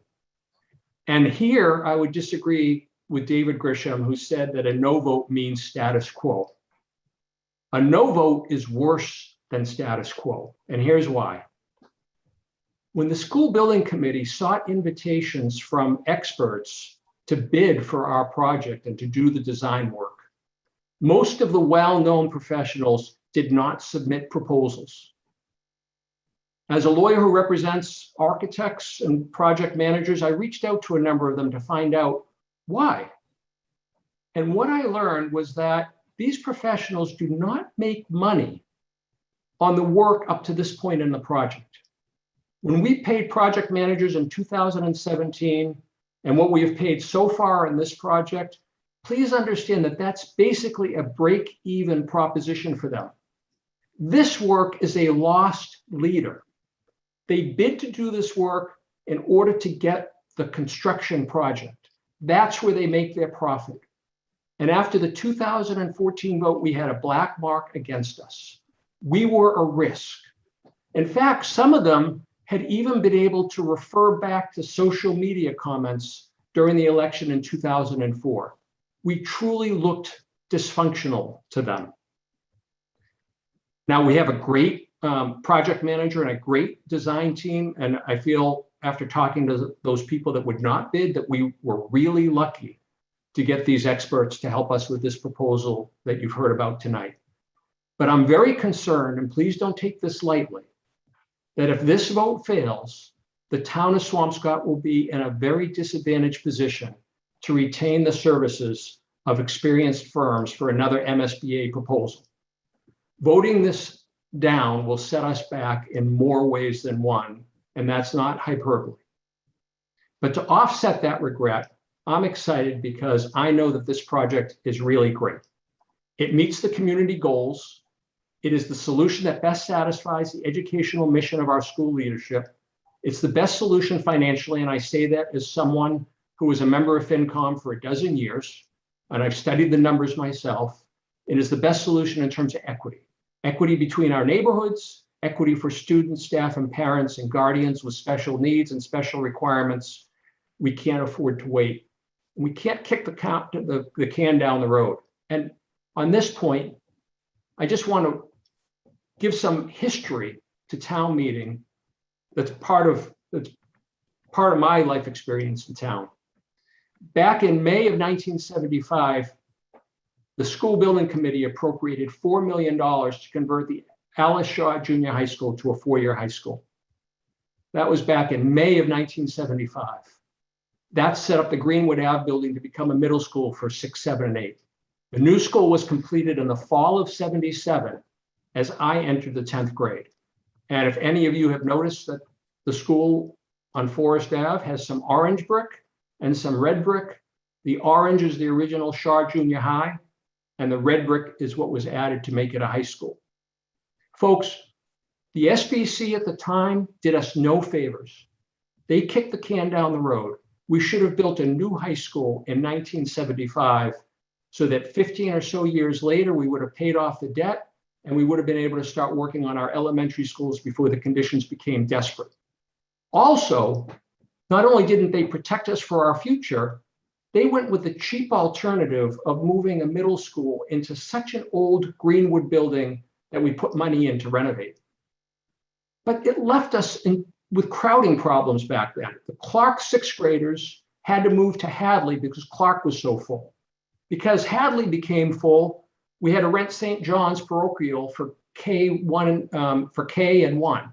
And the cafeteria at Hadley was lost. It was horrible.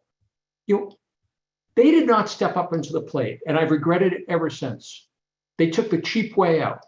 That meant we were faced to build a new high school that should have been built decades earlier. It left us to build a new high school at a time when we should have been working on our elementary schools. That's why we got to this point. Our decisions have immediate consequences and long-term consequences. There's cycles of what need to be done with our town's capital improvements. And if you fail to act and do the right thing at the right time, you unfairly burden the next generation. Let's not kick the can. Thank you, Mr. Moderator Pro Tem. Thank you, Mr. Burke. I'm calling on Doreen Hodgkin, followed by Jerry Perry.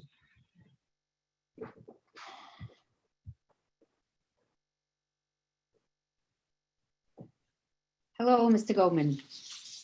Hello, Ms. Hodgkin. Okay. Thanks. I've heard some new things tonight, and I guess that's what this is all about. But my name is Doreen Hodgkin, Precinct 5. I'm a member of the Unitarian Universalist Church of Greater Lynn's Stanley School Project Task Force, and I've worked in education for more than 35 years. I agree that we need a new school, but I believe that town owes it to the taxpayers to do its homework and capture the full cost of taking land by eminent domain. When the church learned of the town's plans to take part of its land and to fully understand what that meant, we hired expert appraisers who assessed the highest and best use of our land given current land values. The preliminary estimates of value of the damage to church land caused by the proposed easement are between $6 and $8 million. After hearing tonight, I'm wondering why the town did not do its homework and do an appraisal before it reached this point, but I'll go on. The town, which to my knowledge has not conducted a thorough assessment, has offered the church $82,500 for damages based on vague sketches and descriptions of the easements. The church has asked the town how they came up with this number, but we've not received a response. In addition, if you read the SBC report that was submitted in May, there's no budget line that contains the cost to taxpayers of taking church property via eminent domain and making the church whole for the loss of its property value as is required by law. There is a big gap between 82.5 and 6 to 8 million, and it should concern taxpayers. We know there are other alternatives, or we thought we were working, supposedly the town has been saying they've been having conversations with us. We thought there were other alternatives other than taking the church land, but they have not been fully explored by the town. The church has been a close and cooperative neighbor with the town and the school department for more than 40 years. And we will continue to be good neighbors regardless of the outcomes of the proposed easement. I have high regard for Pam Angelakis and her staff, Catherine Porter Roberts, amazing. But as a taxpayer, I know my tax dollars could be better spent than on an eminent domain taking. It's time to ask our leaders to do their job. Tell us what, move it forward. So if this was if this was the only option, why haven't we been informed of that? But I guess that's for discussions later between the church and the town. I thank you very much, Mr. Moderator. And I thought highly of your dad, so thank you for being here. Thank you, Ms. Hodgkin. Mr. Perry.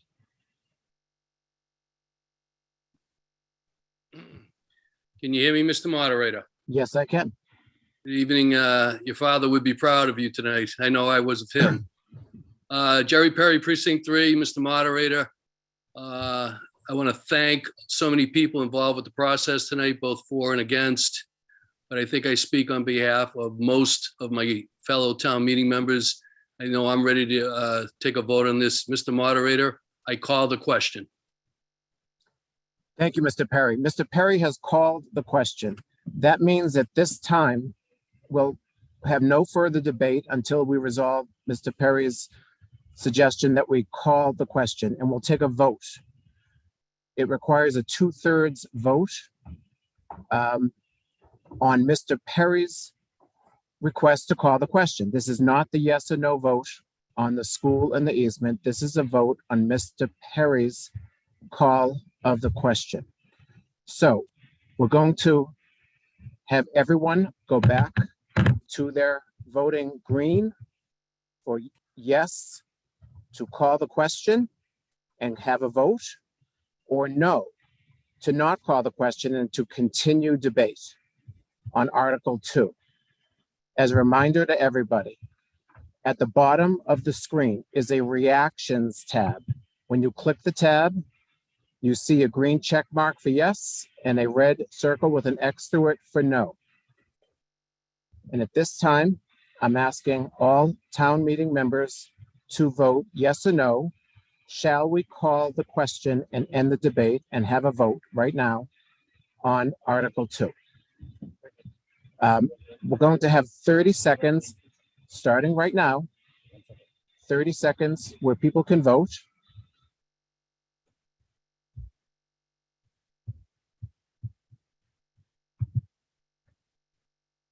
I see a lot of people have not voted, and so I'm giving you 20 seconds to vote.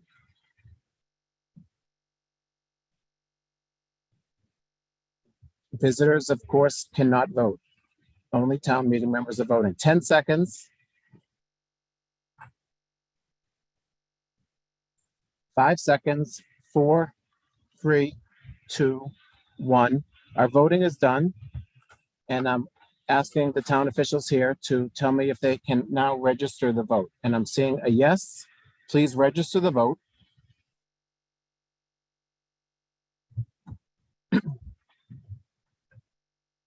Okay, we have now registered the vote and the vote has passed.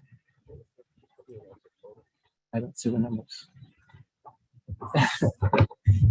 The vote has passed with 254 voting yes to call the vote and 19 people voting no. So we will now vote on Article 2. A yes vote will mean that the town meeting has said yes to the new elementary school project and to giving the selectmen a power to either negotiate an easement or to take by eminent domain an easement. A no vote means that will not happen. The town meeting will not agree to the new school project and the easement. And at this time, I am asking everyone to vote yes or no on Article 2. We'll 30 seconds of voting.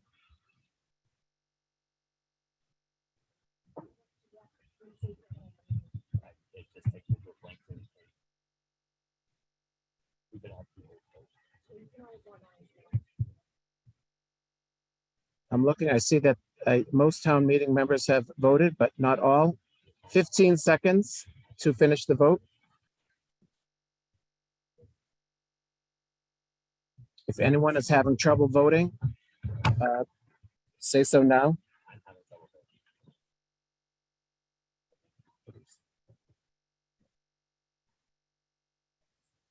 Okay. I'm now ending the voting. Actually, I'll give you 5 more seconds. 5, 4, 3, 2, 1. Our voting is concluded, and I'm asking the town officials if you are ready to record the vote. And I see that you're ready. Please record the vote. Article 2 has received yes votes of 244, no votes of 39. Article 2 has passed by at least a 2/3 majority. Article 2 is passed. I thank everyone for their thoughtfulness of comments and discussion on Article 2. And I will entertain a motion to adjourn this special town meeting. So moved, Mr. Moderator. Thank you. I see numerous seconds. Town meeting is now adjourned. Thank you, everyone, and good night.